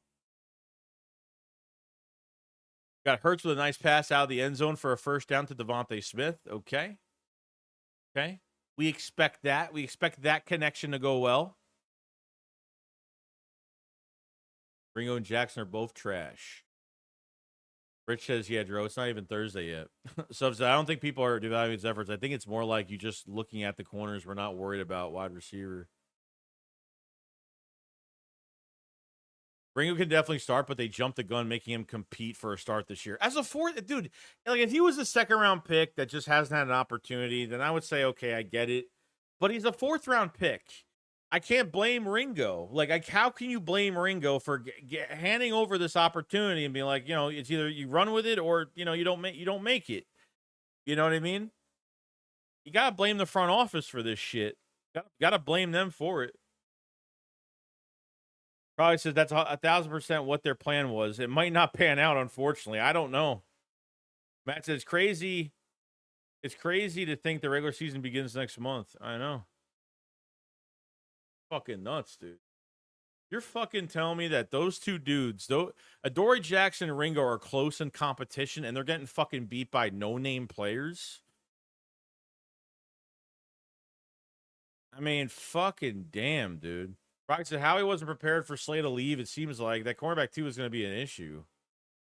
I'll say he's a 4th rounder. I'm not going to be mad at him. I'm not going to be labeling it. No, it's not his fault at all. Can't be mad at the player given the opportunity. Like, if Ringo can only give us so much he can give us, like, from a skill set perspective, then that's it. You know what I mean? Then you have to look at Howie and be like, okay, what the fuck was your plan going into this offseason? Because you literally let everybody walk, didn't even try to retain anybody back, and you put everything on a 4th round pick and Keely Ringo that had no snaps at outside corner last year. Part of lies that maybe the no names are studs like Elijah Cooks might be crazy. I mean, maybe. Look, if Elijah Cooks goes into this preseason game and he has like 100 fucking yards, like 70 to 100 yards, then fuck. Worst comes to worst, they will go out and find another corner. I'm not worried about it. I know, but worst comes to worst, but that's not good. I mean, if you have to go out and get a free agent, that's not good. That means that the front office made a big mistake. No, you don't blame Vic for that. No, you got to blame Howie Roseman. Howie Roseman, 1,000,000% is the blame for this. No doubt. No fucking doubt. What the fuck, dude? Yeah, Elijah Cook's literally playing like Julio Jones at this point. Adoree Jackson will be cut, not make the 53. I mean, you're getting beat. He got beat twice already, beginning of practice, by Elijah Cooks. Terrence Bond, what's going on, buddies? How many teams not good at cornerback twos? Even the playoff teams, I want to know. Yeah, but they're getting beat a lot. Like, there literally is no fucking medium, bro. There's no medium at practice the past week and a half. They've been going downhill. There's been more negatives than positives, way more negatives. There's no neutral ground with cornerback 2 should play okay, sure, but I get it. But Adoree Jackson being in the league as long as he has been and he can't cover Elijah Cooks. He get beat 2 times. Trotter Jr. and Mundy Jr. are the starting linebackers today. Good.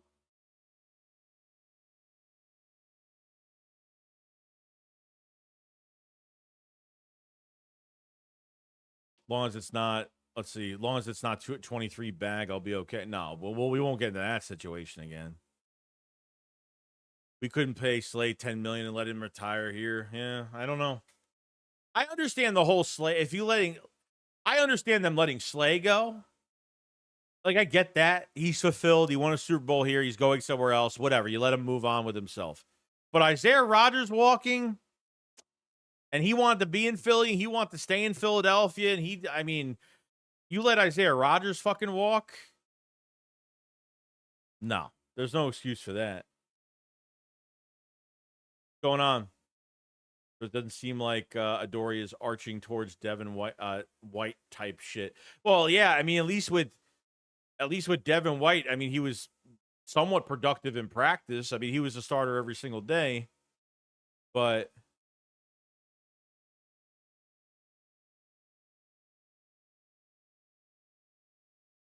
is Asante Samuel Jr. an option? He's out there still. Isaiah Rodgers even got a Super Bowl tattoo on his leg. He was ready to stay. Yeah. It's unfortunate, bro. It's unfortunate. But this shit.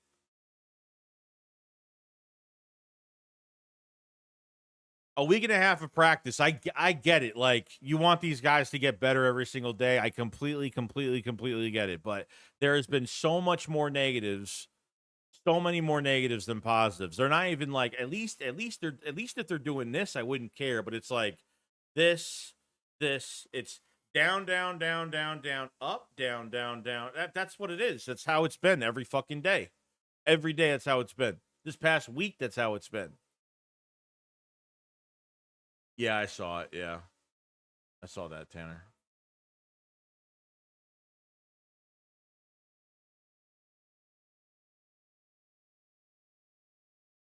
Rocky said we don't need a Pro Bowl cornerback too, just someone that can hold down the fort on that side. Can't have a Pro Bowl at every position. No. Agreed. But he's got to win like some of his matchups. Like, what do you want? You don't want him to win any matchups during fucking camp. It's gonna be all negative fucking. No. He's got to win some of his matchups. mean, fuck. If it's not A.J. Brown and everyone's like, oh, no, not a lot of people can catch over. Not a lot of people can defend A.J. Brown. Okay, that's fine. But Darius Cooper's beating him, and Elijah Cooks is beating him. So, you know what I mean? Isaiah Rodgers is not really that good. He's way better than what we have in this room right now. And he made a lot of fucking good plays in the playoffs last year. I think consistent cover. There was a couple plays, and I'm like saying, I'm not expecting Rodgers, or I'm not even expecting Quinyon Mitchell to be fucking shut down every single play, okay? Because it happens. But Rodgers was very consistent. Very consistent. There are times where he's going to win some, lose some. I completely get it. But compared to the room you have right now, like, I'm not even saying Isaiah Rodgers is bad. I think legit, like, Isaiah Rodgers has starting capability. He's been a starter in the league in the past.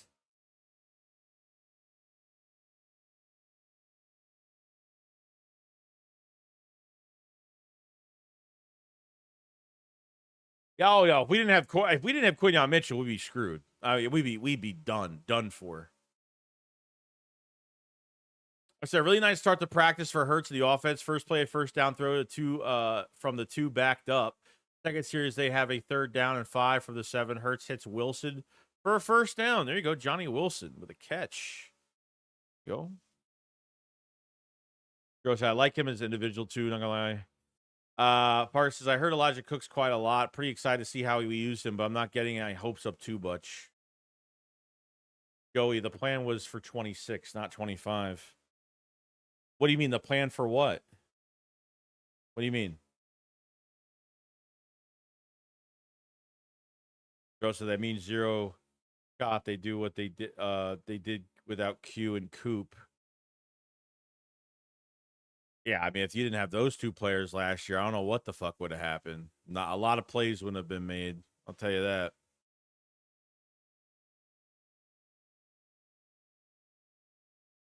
But this is a little worrisome. I'm not gonna lie. I can't help it, but probably says he means that they are building for 26. Well, yeah, I get the whole thing. Like, you know, I get that they have to let guys go. They're fat cats. They have to be fulfilled. They go get paid. They go somewhere else. Like, I understand you can't sign everybody back, but literally, they could have just not gotten this situation at all. At all. I understand injuries are just something that happens and, like, it's nobody's fault. You trade Chauncey Gardner-Johnson, which already created a big hole at safety. So then they had to draft one. And then you let Slay walk. You let Isaiah Rodgers walk. I mean, they even try to attempt to even bring anybody back or at least sign somebody else that was, at least somebody else that was, at least as a number 2, getting like, you know, $4 to $6 million a year, something like just for the year. You know? The whole thing, it all started with Chauncey getting traded, and then that became our biggest need in the fucking that became our biggest need in the fucking draft. Biggest need in the draft. They did nothing to, but yeah, they drafted Mac McWilliams, but what was he, a 5th round pick, 4th, 5th round pick, whatever it was.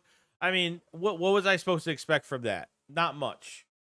Not much. He was a versatility type role player, role playing cornerback that could play multiple positions. Other than that, that's it. Jason, we've been pretty good at creating stars from drafted players. We just have to put our faith in that it works out. Yeah, well, I have, like, they're producing the guys. Like, it might take a lot longer than this week. It might take a lot longer than next week. You know, by the end of next week, though, after the Browns preseason game, the joint practice, all that stuff, like, they better hope they have somebody that can stick to that cornerback 2 spot. The safety spot is like, I don't think it worries me as much as corner. I think corner is really the bigger problem. You know, unfortunately, DeJean is not a one-trick pony type defensive back, and he's got way too much value with this franchise where he could play all over the field, and I think potentially that's what's going to happen, but I don't think that's going to happen this year unless things are shored up.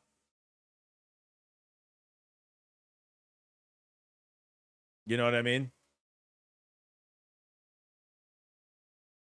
Unless things get, you know, some concrete answer here the next week. Hoping, you know, hoping.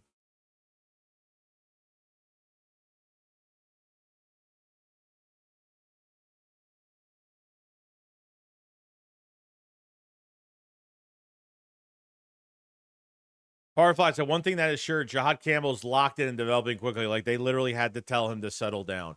They had to tell him not only to settle down, but Vic Fangio said today that he's literally past the training camp process. Like he's already ready to go. The man is ready to go. The only negative thing he said about really Jahad Campbell is that being an edge rusher with second team, he needs to work on his being an edge rusher, but who gives a fuck? Like over time, I think he's going to do really well at edge rusher. I think if they have to put him there, and they want, and this is great because if they want to add in another pass rusher, put Campbell on the edge or just have him kind of going, up and down the line real quick, they could fucking play Small Munden. They could play Trotter Jr. next to Bond if they have to for a play or two or something, if they need more of a pass rush and want to add Campbell to the mix on the edge.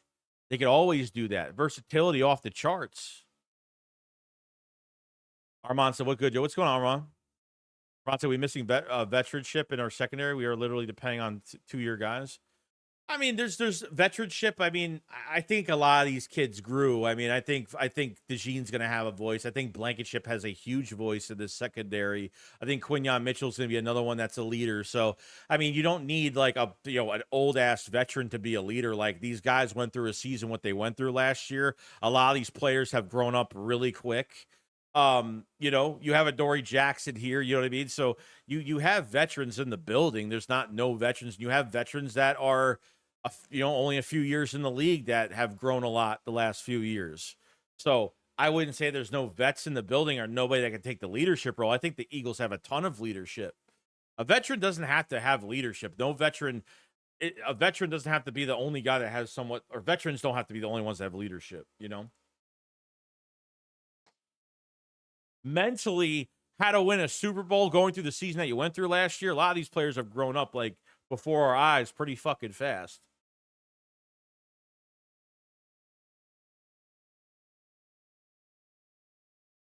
Okay, nothing yet. I'm trying to look for some other tweets here.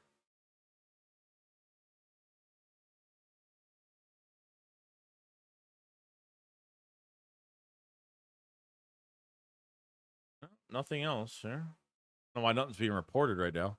I want the Eagles season back in our home. Our Super Bowl run starts Thursday to February. 100%, bro. Probably, yeah, Blankenship's a vet.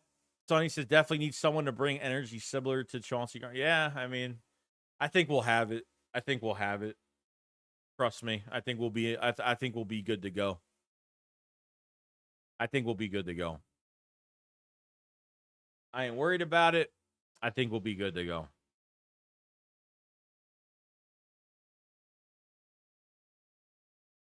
Trying to figure out what else is going on here. It's been updated here. Well, we got 155 to chat. Make sure if you're new to the channel, subscribe to the channel for more Eagles news every single day. If you guys haven't hit the like button on the stream, make sure you hit the like button. It helps out tremendously. YouTube algorithm, all that great stuff. The same old that everybody says. I appreciate it. If you haven't picked a membership up as well, some of the new badges that are out, we're gonna have new emojis for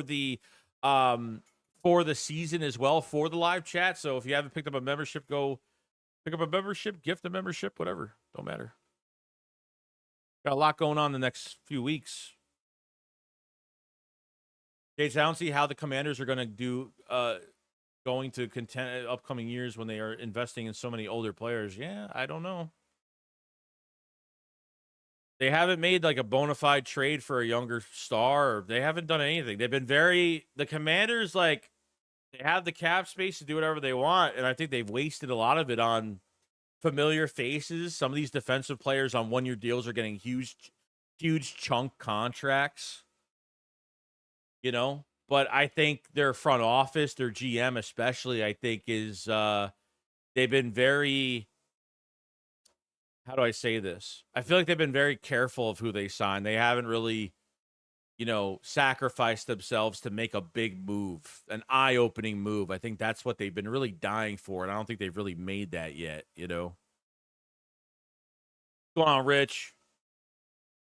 we were about to own Debo this season. He should have never came to the NFC East. Roz, as far as leadership, of veteranship, as far as experience against all types of receivers this year, every team on our schedule has 2 top-tier receivers. Yeah. That's every team in the league, man. And you have this issue at cornerback, too. See, everybody's being, like, real chill about it right now, but once that season starts and Ringo gets fucking burned or whoever's going to be there is going to get destroyed, nobody will be fucking saying this shit. Nobody will, oh, it's okay, you know. I want him to at least win a matchup against AJ Brown. I don't know, something, just something that shows me, Quinyon Mitchell's a first-round talent. I get it. I expect him to do, go back and forth with AJ and obviously get some passes and things like that. But some of the stuff here, man, I've been seeing this last week and a half, it hasn't been fantastic. Has not been fantastic.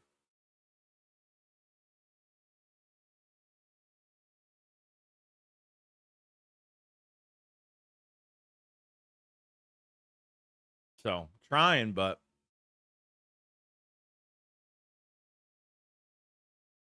what's going on? Why is there any updates? Practice ends mostly that it ends after 11, sometimes 11:15, 11:20. It just depends. But I mean, I haven't really seen any other updates here. Like nothing is I follow every beat writer. Notifications are on for everybody. I don't know why nothing's let me turn this. Let me see something quick.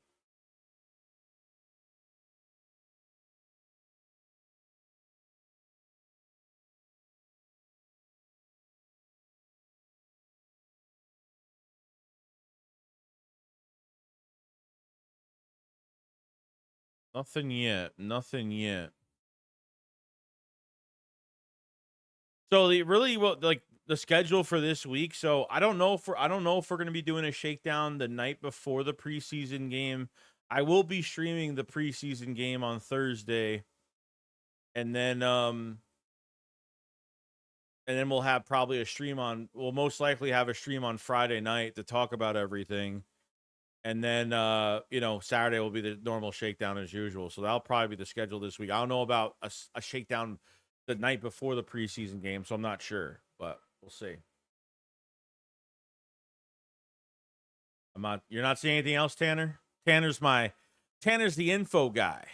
He's the camp info coordinator.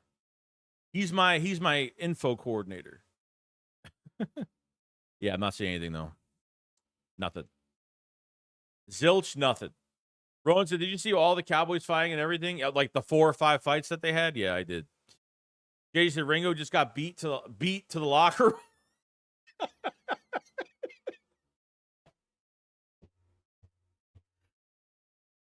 room. Oh, man. Yeah, Greg Newsom. Well, I don't think that would ever happen now because I think Greg Newsom now needs to be there because I think one of their corners ended up getting hurt. So I think he's got to be there. And I think the Greg Newsom trade is all fan speculation. It was never reported. I think fans have been talking about it, and that's it. Oh, Quinyon Mitchell's became the. Oh, nice. That's cool, Tanner. So we have we have DeJean at 60. Quinyon Mitchell ranked. 2 rookies are ranked in the top 100 this year.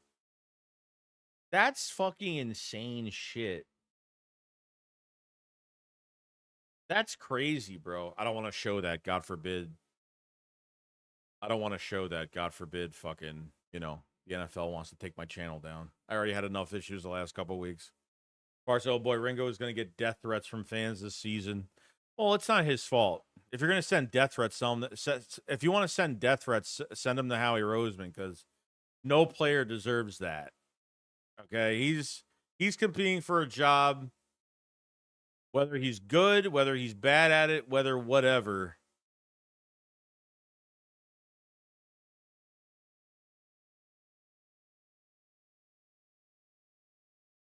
There's nothing yet. Okay. I don't know. Yeah, I mean, practice is going to end.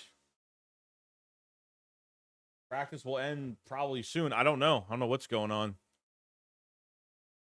Been no other updates. It's been the last update was like 15 minutes ago. Of course, if he was a first or second round pick, I could see constant hate, but fourth, nah. Yeah, that's what I'm saying.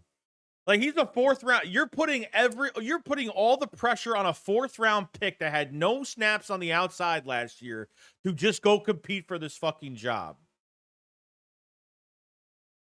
I mean, seriously. I don't get it. I really don't get it. Why, like, and Adoree Jackson is just going to be that safety blanket behind him that's even playing worse than Ringo is. Playing worse. And then Vangio comes out and says this morning, that both of them, the competition between Keely Ringo and Adoree Jackson are close? Close as in what? Close in how bad they've been? Sure. But close as in, like they're playing on, if they're close, they're playing on the same fucking level, which is bad. Which they're both playing like fucking dog water anyway, as of right now.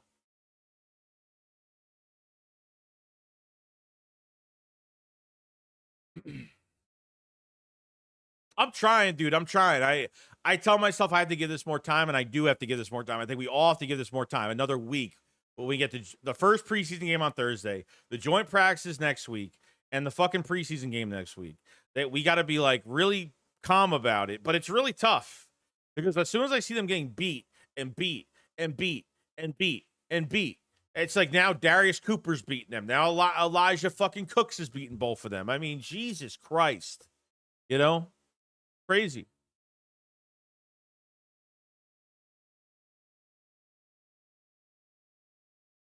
Hopefully Thursday, Ringo Jackson, Ricks play the entire game. Makuba's not even playing Thursday, which really sucks. But I'll take it. If all the corners are healthy and they could play on Thursday, you better play Ringo for a fucking half. You better play Ringo for an entire fucking half. Don't put him in for a series. I don't care. I don't care if he's in prime position to win the fucking job in a really bad competition. You better fucking throw him in the fire and throw him in there fucking good. I'm telling you. Better do it. Better friggin' do it. Oh, no, I get it. Because I'm really not patient either, but I understand, like, Ringo's situation, but I really hate how Howie Roseman really made the situation what it is going into this fucking camp. Makuba more serious than we thought. Fuck, I really wanted to. No, I don't think it's more serious. He's at a light practice. He's in a light practice. He's not out. He's at a light practice. He's just not doing everything at practice. But he doesn't have enough practices during the week to even play in this game on Thursday. So that's the case, then he's not playing, and it sounds like he's not. He said probably not. Who knows? Maybe we'll wake up and he'll be fucking active that day. Do we think Bengals play their starters? That would be arguably the best test for any group. I would hope so, yeah, for a little bit. Maybe. Because realistically, like, all I care about is this defense going into this camp. And maybe, obviously, right guard and the running backs, Will Shipley. I want to see some guys offensively. I want to see the wide receivers. I want to see Cooper. I want to see, I want to see Elijah Cooks. Like, there's little things I want to see offensively. But this defense is, like, my main fucking priority of concern right now. Rick's going to make some plays on Thursday. I am the biggest believer of that guy. Hey, I hope he does. KDK, damn, I saw clips from Arizona, and Will Johnson is a fucking beast, looking like cornerback one, locking down everybody. Could have had him in the second. Yeah. But they got rid of Chauncey Gardner-Johnson and had to make another hole for this fucking team. Whatever between the Eagles and Chauncey Gardner-Johnson, seriously, they could have just, like, talked about this shit. I mean, I don't even know what the fuck happened, bro. But, like, that trade fucked up the entire offseason. It fucked everything up. It screwed everything up.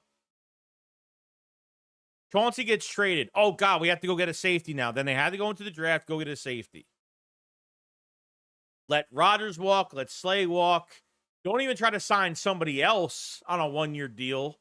That could be a nice depth piece that could potentially win the job against Ringo. Not even signing someone of a depth piece or, I don't know, something, you know?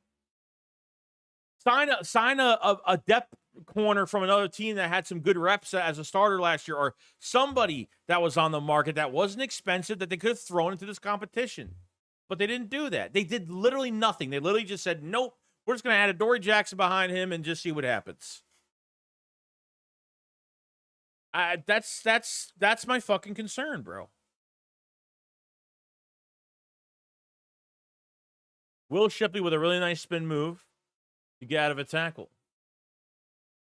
That's the only update we have since like 15, 20 minutes ago. What's going on? I need to relax. Sonny said, I agree, Joey. That was the move that had me the most confused. He was cheap and super productive. I mean, thank God linebacker's good. I was already a little ticked off they let Oren Burks walk. You know, they let a veteran like Oren Burks walk that played really good in the playoffs for us. And he got paid like 2 to 4 million. It was like nothing. Makuba's at a light practice today, but he's not doing a lot of stuff today. And Fangio already said that he's probably not going to be playing on Thursday. Joey's going to need some deep meditation classes after this camp. Just get into the season, bro. Just get into the season. That's all I care about. Just get into the fucking season. After this camp, I'm going to watch the top 100 for Quinyon Mitchell to calm myself down. And then I'm going to do one more thing. Get this video done for tomorrow to talk about today. And there'll be a lot be said for this camp. And, you know, we'll see what happens.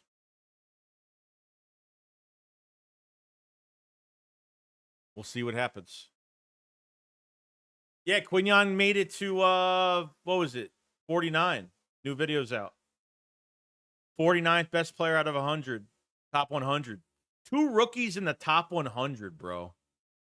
2 fucking rookies.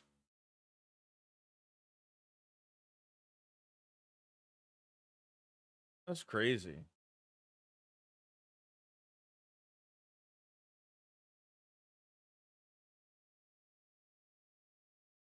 Oh, basically, bro, what the hell is going on? I want to update. Yeah, I don't know I have no idea.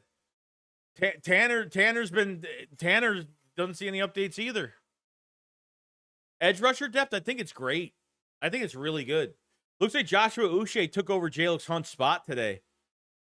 So he's like the number 2. He's the starting fucking edge rusher for today. Even Fangio said good things about Uche as well. Uche's a natural. I said it the other day, a couple days ago. I said Uche is probably gonna be the number 3 edge rusher, or the next edge rusher is gonna produce a whole lot for us. So I think we're fine. I want to see more from Ojulari. I want to see more from Antoine Powell Ryland Jr. You know, apparently he had a sack yesterday against second team. That's what I heard. If it's true or not, I don't know.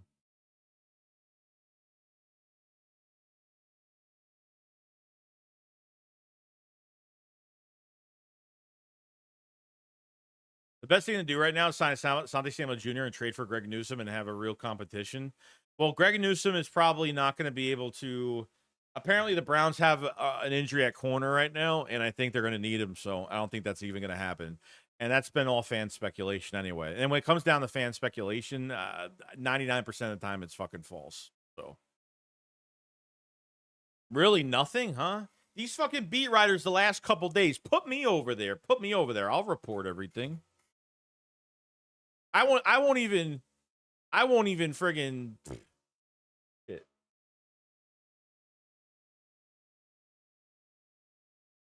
I'll put the camera to my face during practice and I'll be like, yo, Jihad Campbell almost ripped this guy's fucking leg over his head. Jihad Campbell almost broke somebody in half. That's my first update. I don't even care. Not great, but I hope we get cooked Thursday. This will be the only way to force a trade or signing.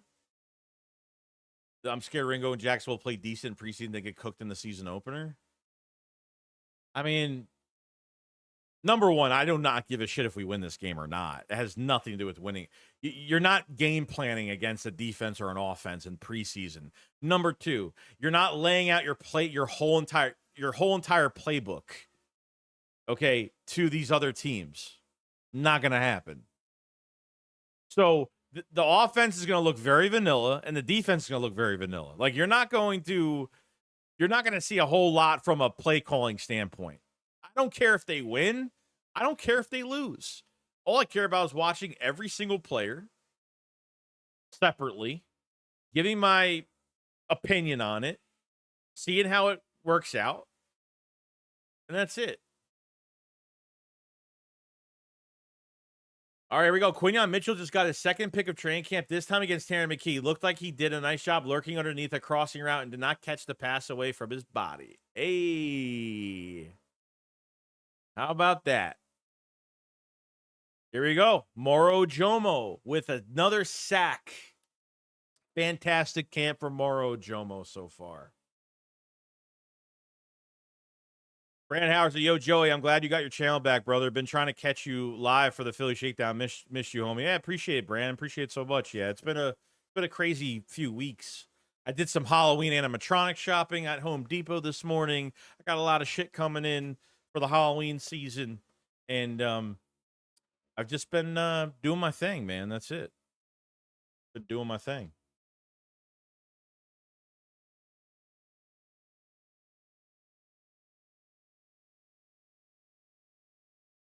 Nice. Quinyon Mitchell having a... Thank God for Quinyon, bro. Here you go, Quinyon Mobe. Number 49 on the top 100. How about that? Oh, perfect. Yeah, he said perfect timing. Literally, he got a pick at the same time he became the 49th best player. That's crazy.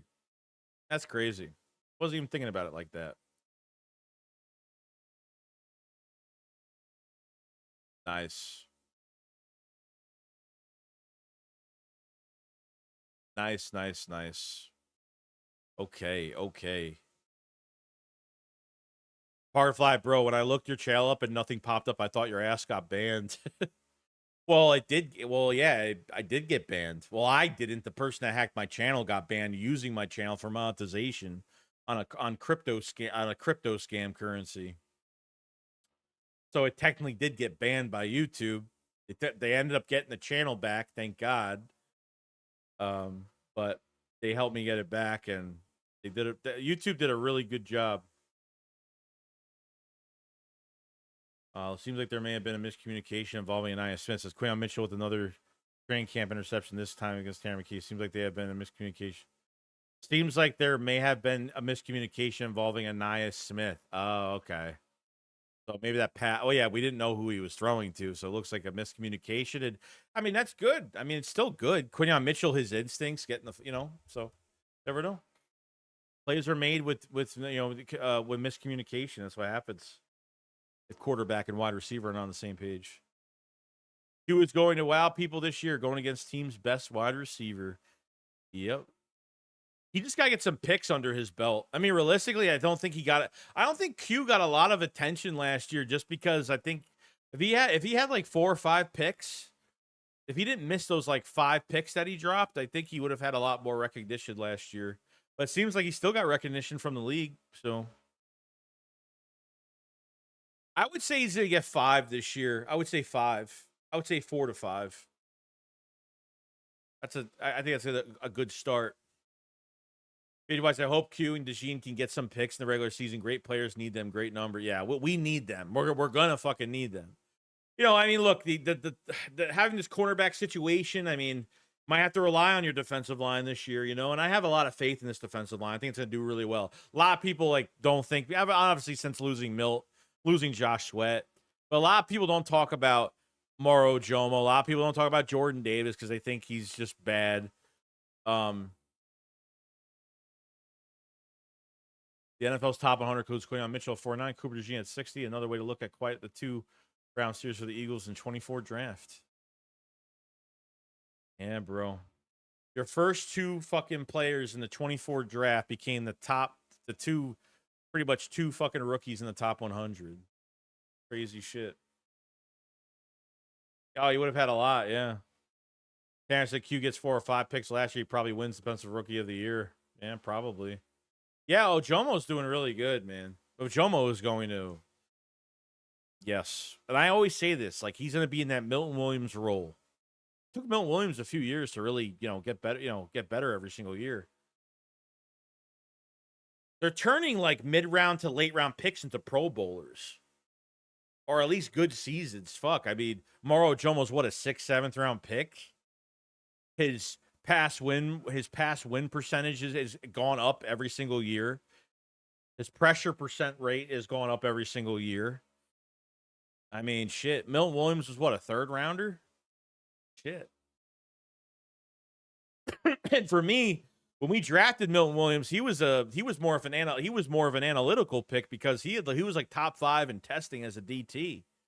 I was afraid of that pick because analytically they never would go the direction of best player available. They always went with like the higher or top need or biggest need to high analytical type guys.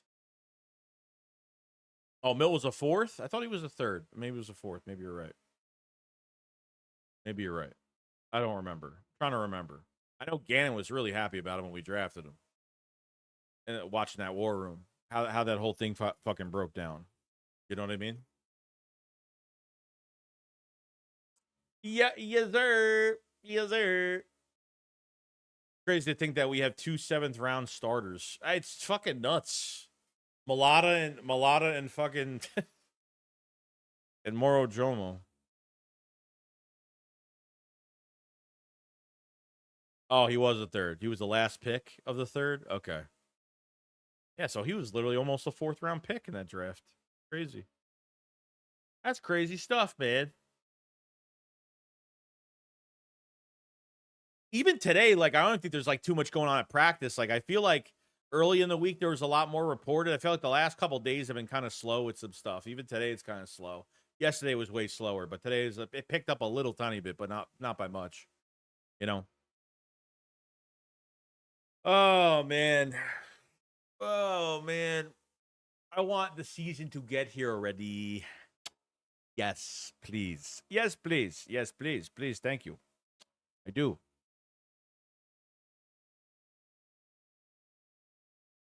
Were you the one that said that Gan looks like Mr. Ratburn from Arthur? No, I don't think so. I don't think that was me. I don't know who the fuck that is. As headlines was blasting, Shinderick Powell had a big run and lowered his shoulder when Reed Blanchard came to make the tackle. Big impact, a lot of pop for a player polished at 5'7", 183. Had a nice run after. Shinderick Powell. It's another good day for him. Another good day. 5'7", 183. And he's packing a punch. He'll be a practice squad. He'll be on practice squad, no doubt. No doubt. We just talked about him earlier in the stream.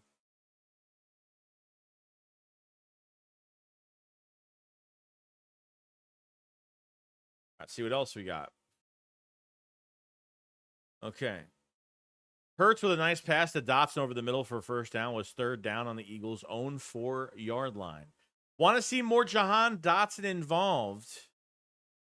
More Jahan Dotson involved would be great this season. 5'7", 183. Yeah. 5'8" or 5'7"? 5'7", 183. Yeah, dude. Crazy. He's a little guy. He's a little guy. Must have a big fucking frame. Big lower body. But good. Shit. Can't complain about that. The more running backs that can produce, the better it's going to be. Okay. Sure. All right, it's 11:21, so practice should be probably ending very soon. Very soon. Very soon. Kenyon Green puked at practice. First puke of Eagles camp. Kenyon Green. Great.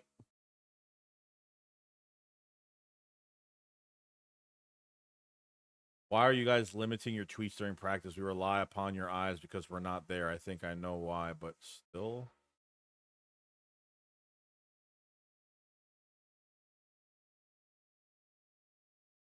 Offense and defense tied 3-3 in series wins. Ones versus ones in OT to decide who wins it. Hurts hits Devontae for a first down and a win for the offense. Clutch. Okay.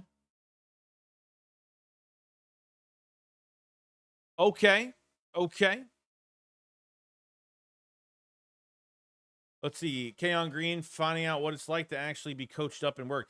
I remember when I went to camp in college. When I went to camp in college at Utica. And I remember going through my first college like camp. It was fucking crazy.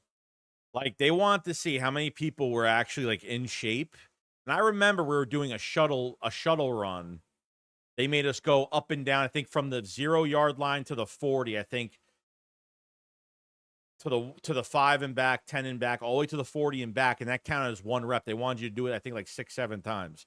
And they had garbage cans spread out in the end zones. And I swear to God, like I think most of the team like threw up. I think a lot of people threw up that fucking practice. The first fucking practice, I remember that.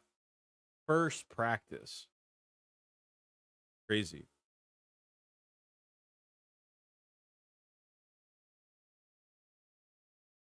High enough by damn Yankees. Okay.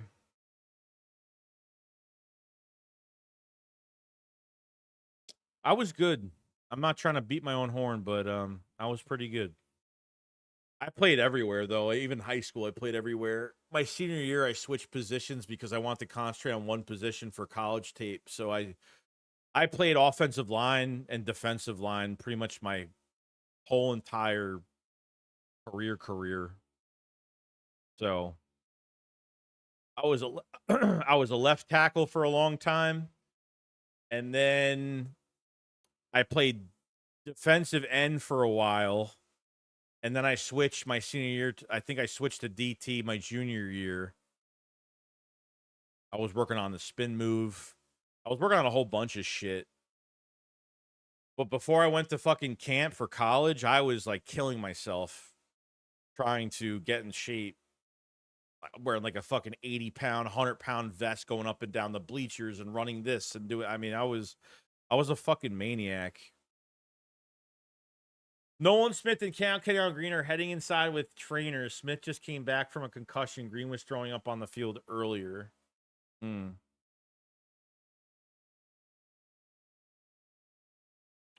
know if it's an injury or whatnot.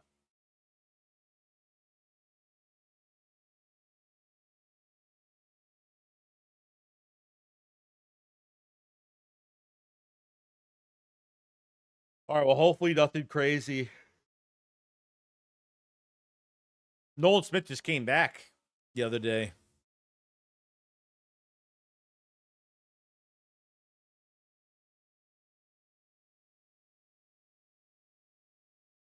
Considering Green is labeled as a bust before coming here, I think this is a sign of why he's been in the league 4 years. And it's like he wasn't ready for our level of practice. I don't know. But they're keeping him at left guard, though. They're not putting him at right guard. So that's what was said the other day, that he will be staying as a left guard. He'll be staying right there.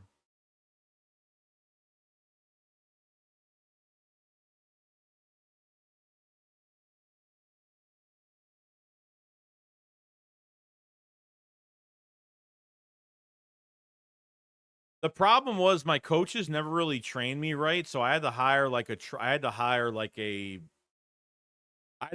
a personal trainer for like a year and work on things that they weren't showing me in high school, unfortunately. And then I started to show guys during practice what, different things that we could do, and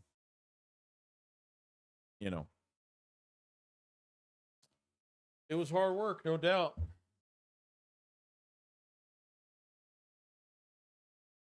Hurts with a nice pass, Devontae over the middle, about 15-ish yards, but into space between two defenders. Nice. So Jalen Hurts connection with Devontae Smith, Jahan Dotson today. Nice, nice.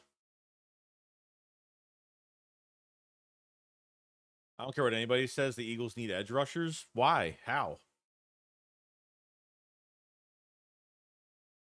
Why do they need more edge rushers? I'm just asking. That's an actual question. What makes that position not up to par right now?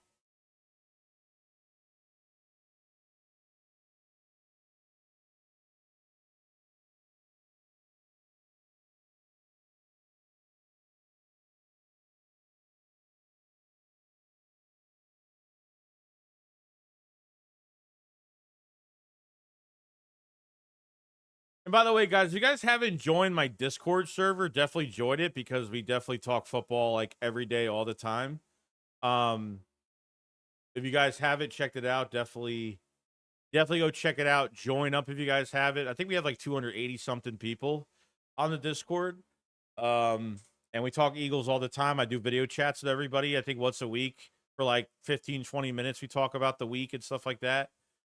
It's better to get in contact with me through Discord. I have Discord open on my computer like all the time. So definitely go click the link, pick your team, and yeah, appreciate it so much. Definitely join up on that Discord though, my official Discord. You guys have not.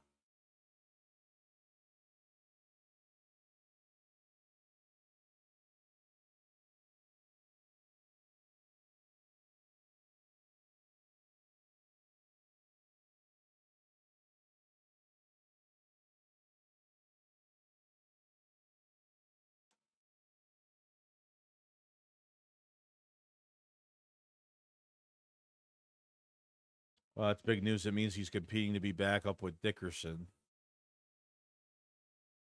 All right. There should be only a few minutes of practice left. Shouldn't be much time left remaining here. But I think we've had a pretty, cornerbacks today. I don't even, you fucking tell me what cornerbacks did anything today. I don't even know today.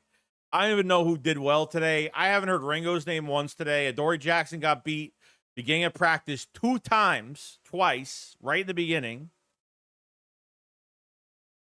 I mean,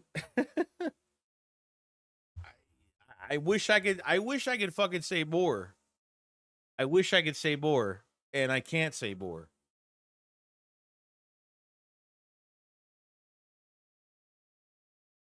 You know? You know. Oh, Q's been great. Second pick in camp so far. He's been great. Been awesome. Q is the last thing I'm worried about.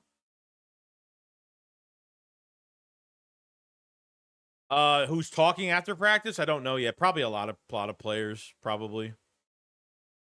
So, probably a lot of players. BH, I wish they had more people reporting on the specifics, not the same stuff from everyone said 15 times over. Yeah, no, I mean, there's nobody else like what's going on with Ringo? What's going on with that's what I'm saying. And then these fucking guys want to get in these podcasts and they want to talk about shit. Ringo's doing this and Ringo. It's like, dude, like, what are you guys reporting during camp? Like, fucking report shit. Like, what the fuck are you guys doing? Oh no. Tyler Steen was down injured and got looked by the trainers, but he's walking around under his own power now. Woo! Man, oh fucking man. He's back in the huddle.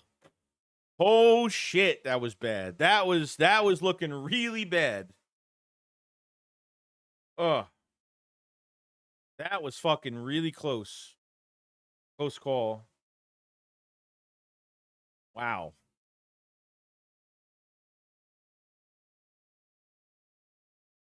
Don't need that. Don't want that to happen. The problem we have right now is behind Tyler Steen, there's nobody right now that I think consistently plays the guard position. I think that's really the big issue. I don't know why they not tried to put Miles Hinton in there, even as a tackle to a guard. Like, I know they did it with what's his face, Mekhi Beck did last year. Surprised they never really tried to move him inside.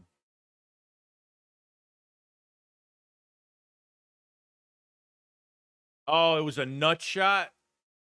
Okay, then we're good. We're good then. He got hit in the balls. He got hit in the fucking balls. All right, then we're good then. No problem.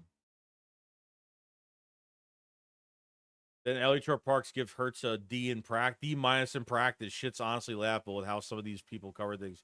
Yeah, he always does like Hurts' statistics for camp. Like, who fucking cares? Like, you act like they're in a game right now. You act like the offense is game playing against Vic Fangio's fucking defense. Stupid.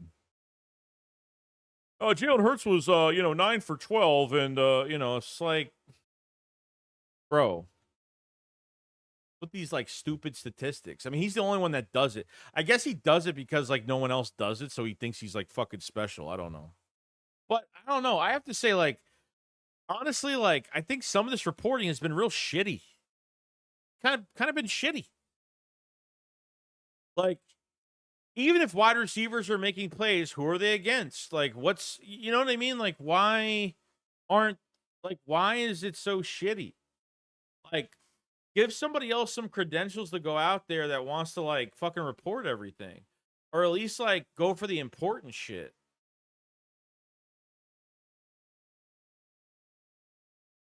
Tyler Steen was down for a moment, looked injured, but got up and back at right guard without missing a snap. Oh, damn. Didn't miss a snap. Yeah, he's definitely the starting right guard. There's no doubt about it. No, not me. I would love to do it, but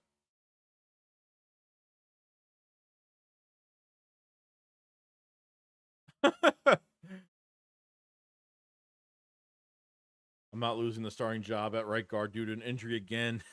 Yeah, well, that's what happened last year. I remember Tyler Steen and Mekhi Becton were neck and neck at that fucking right guard competition last year. Hinton went down, and I think Becton was already in the lead for that job by a little bit already.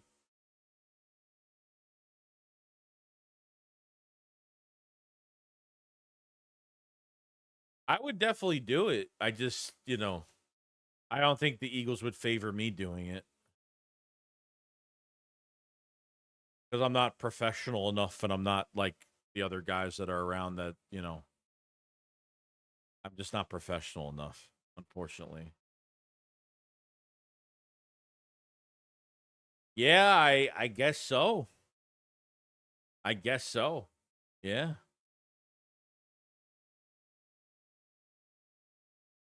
So Gary Cobb says, quietly, Eagles Jahad Dotson's having a very good day. Jalen has been looking his way at big situations coming out of the end zone and third downs. That's good.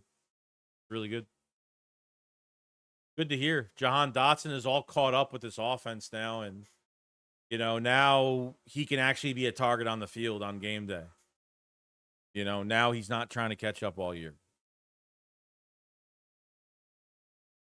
It actually helped us at the end of the year, especially in the playoffs, because there's not a lot of tape on Jahan Dotson for teams to look at. So when they make something for Jahan Dotson and they put him in the offense and actually get him involved, it keeps the defenses on their heels a little bit, that there's another weapon out there that's not really getting a lot of looks that finally will get looks in the playoffs. And I think that was a huge part of it too.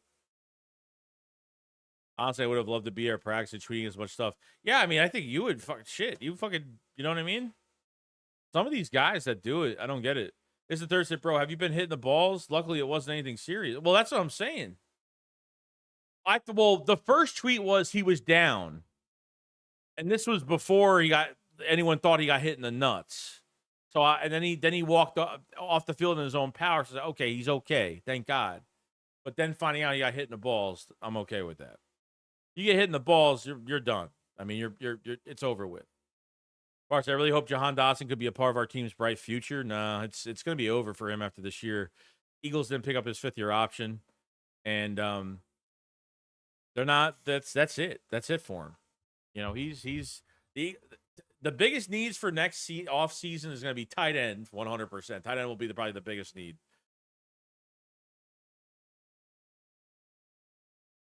Okay, apparently, all you need is a suit and media pass to be a reporter.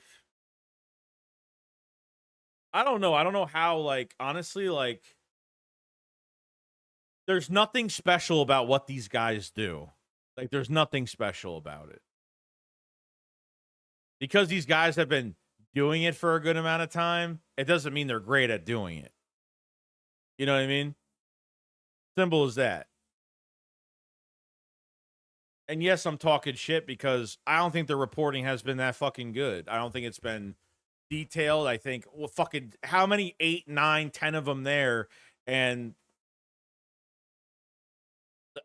they all just say the same shit half the time.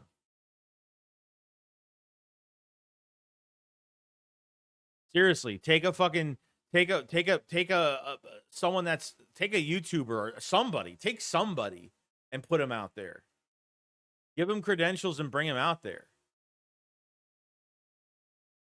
Because as somebody else that goes in there differently, at least like these other guys that report the same shit, at least if somebody of one of us kind of were there, we can report something that no one else is reporting. Or, you know, I don't know. It's something. It's very lackluster. B-Scar, what's going on, buddy? Say Eagles, Bengals, Thursday. All right. Devin, we got Devin Caney says, one early takeaway from training camp so far. We never have to worry about noise being an issue for the Eagles because they blast the most audibly assaulting crowd sound I've ever heard every third and fourth down during practice. That's good. That's good.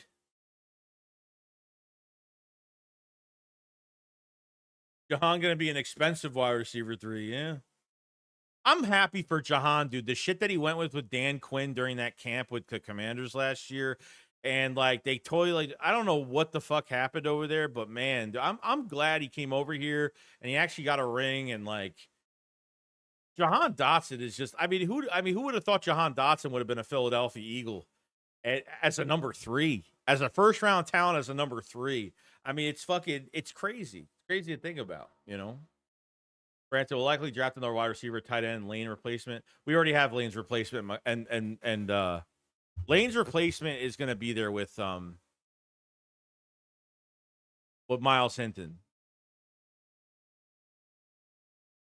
I would love the Bona to go there. I trust me. I would love the Bona to go there because this shit is fucking rancid. I'll tweet that shit right now.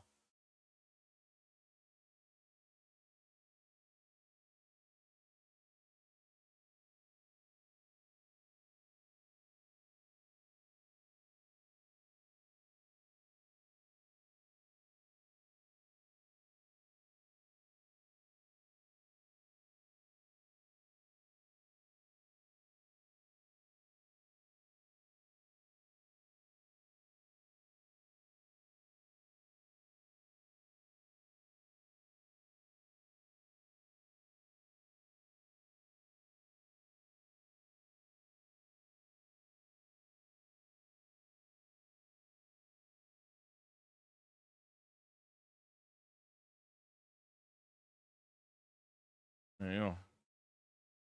Touchdown, DTR with a beautiful pass deep to Giles Jackson for about a 50-ish yard touchdown. DTR has been awesome recently. Oh, good for him, man. Giles Jackson, the speedster. How about that? I wonder if Giles Jackson is I wonder if he's like got any part in like kick return or punt return duties. I want to see him on kick return. That guy's got speed. Oh, I'm not crashing out.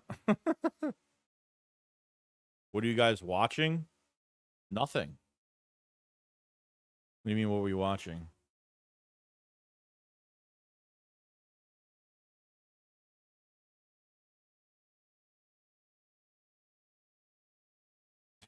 I mean, that's pretty harsh. I'm like, the Bona NFL needs to get credentials and actually report. This reporting this past week has been the most lazy, lackluster shit I've ever seen. Fucking crap. I should have tagged all the fucking beat writers that are there and be like, you guys are a bunch of pathetical weaklings. All right, I wouldn't say that, but I would say, you know, you guys need to like, I don't know, you got they are the eyes for the fans, and they report the dumbest shit.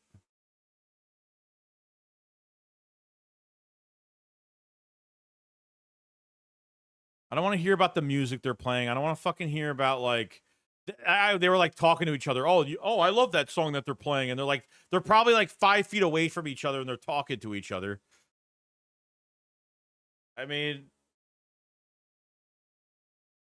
bro's like 6 feet away, and they're like talking to each other on X about the fucking song that they like.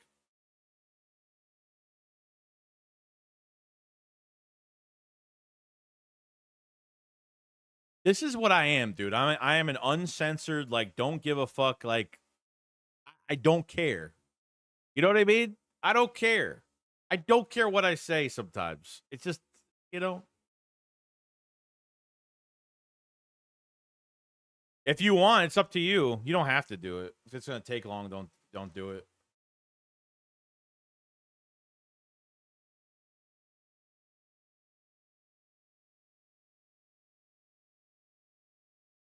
That's good. A 50-yard touchdown. Beautiful. And beat by Parry Nickerson. I had to say that right because saying that in the past, you don't want to say that last name altogether. Because sometimes people think you're saying something else. You know. It's been a long practice today. I mean, good. I'm happy.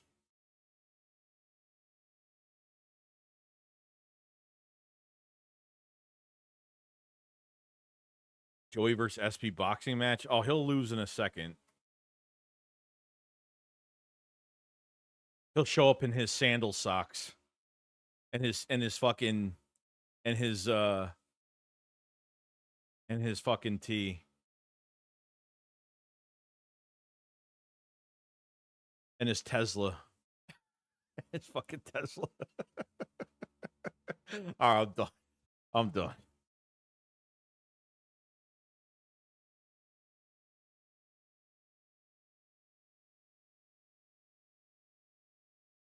Then Powell beats Dallas Gant on a flat, breaks the Gant tackle, and scores. Player to watch in preseason opener. The running back? Damn, that's another big run. Derek Powell again? Wow. Yeah, another really good day today by Powell. Breaking tackles. I mean, broke a Reed Blankenship tackle earlier. Derek Powell is hey.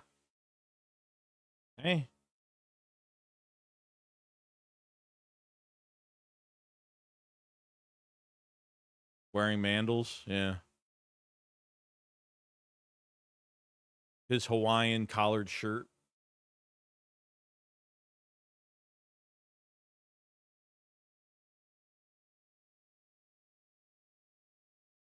I don't care. I don't throw I'm only fucking around. I mean, I don't throw personal attacks like that, but the reporting is just fucking shit. I'm just saying. It's shit.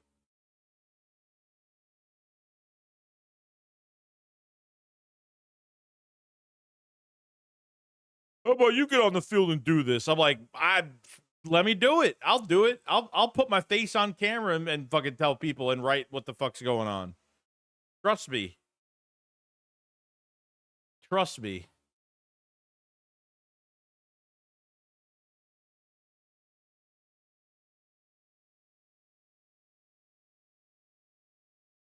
Also, Derek Powell, two good runs today. Awesome stuff. Can't complain about that. Cannot complain about that at all. It's good. It's good. We got 86 in the chat. Make sure you subscribe to the channel if you are new. Cover the Eagles every day and hit the like button. Helps out tremendously. Thank you so much. Everybody that has joined me for the 9th day of Eagles camp. And I don't know how much longer this is gonna go.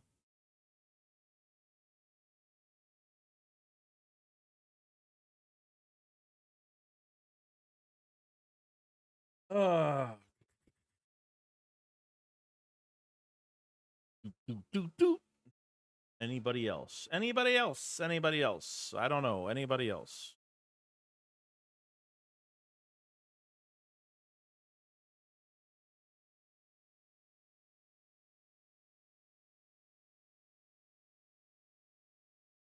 Anybody else out there?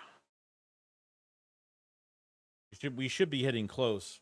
Yeah, I mean, we're almost hitting 12 o'clock. It's 12 to, it's, yeah, 11:47 right now.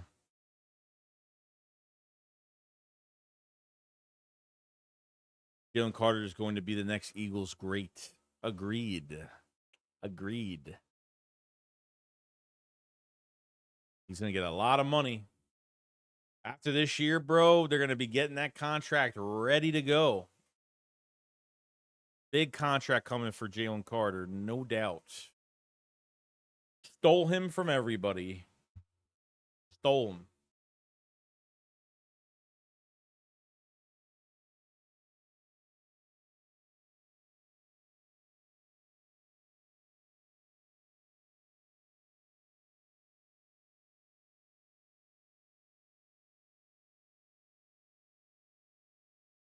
Okay, here. Okay.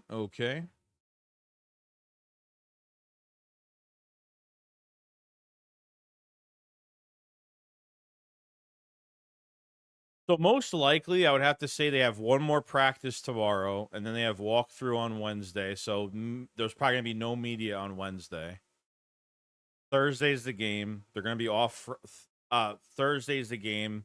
They're going to be off Friday, and then probably have practice on the weekend, most likely.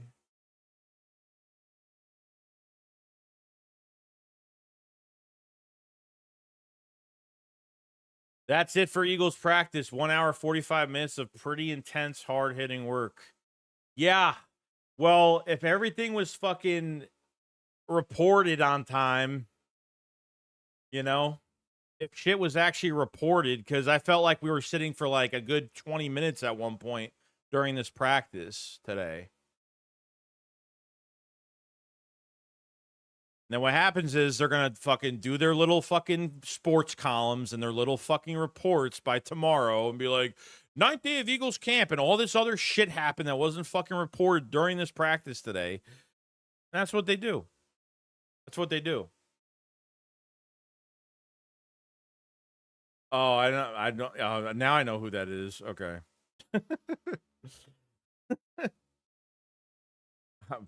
I don't think I've even watched that show, Arthur, at all. All right, well that's it. So I mean, look, I'm gonna do a video on everything that happened at camp for tomorrow. It'll be an early 4:00 a.m. video as usual. We'll have practice tomorrow, and then obviously Wednesday will probably be walkthrough. So most likely we probably won't have any media for the walkthrough practice, and then we'll be ready for the preseason game on Thursday. Should be a lot of fun and should be good. Good to see. So. From the cornerback perspective, I literally saw nothing. Look at it. He said, we will get there. Maybe not today, maybe not tomorrow, but someday.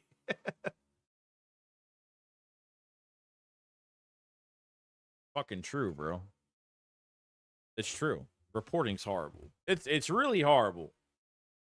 Nothing from the cornerbacks besides Adoree Jackson get beat earlier in practice. And other than that, quiet. And then safety wise, Makuba, light practice. Obviously, he won't be playing the game this week, unfortunately. So biggest concern for the team as the season is the reporting. It really is. They are the eyes and ears of what's going on at camp, and they're like doing the most laziest shit. And half the time, I bet you they go on and they copy each other. Like, if they're not seeing something from a specific position, they're probably copying the other person. I mean, it's just, I don't know. I have no idea. But I guess that's what we have to, because literally I'm streaming every day until the first preseason game. And then really after that, we'll probably just be doing videos on everything. We'll see. We'll do a stream on Friday. We'll be doing the normal streams. The day after the game, like Friday night, we'll probably do a live stream. And then, we'll see what happens because I'm trying to get the schedule together on what's going on. So, well, other than that, that's pretty much it, guys. Thank you for joining up on the 9th day of Eagles training camp on the live updates for whatever we got today. Video out tomorrow as usual. Everything will be ready. And we'll be ready for tomorrow's practice. So we'll see you guys tomorrow. You guys have a fantastic day. And that's it. Shake Squad up, follow slide. Peace out, guys. Peace. Sorry, my headphones are being weird. All right. Peace out, guys.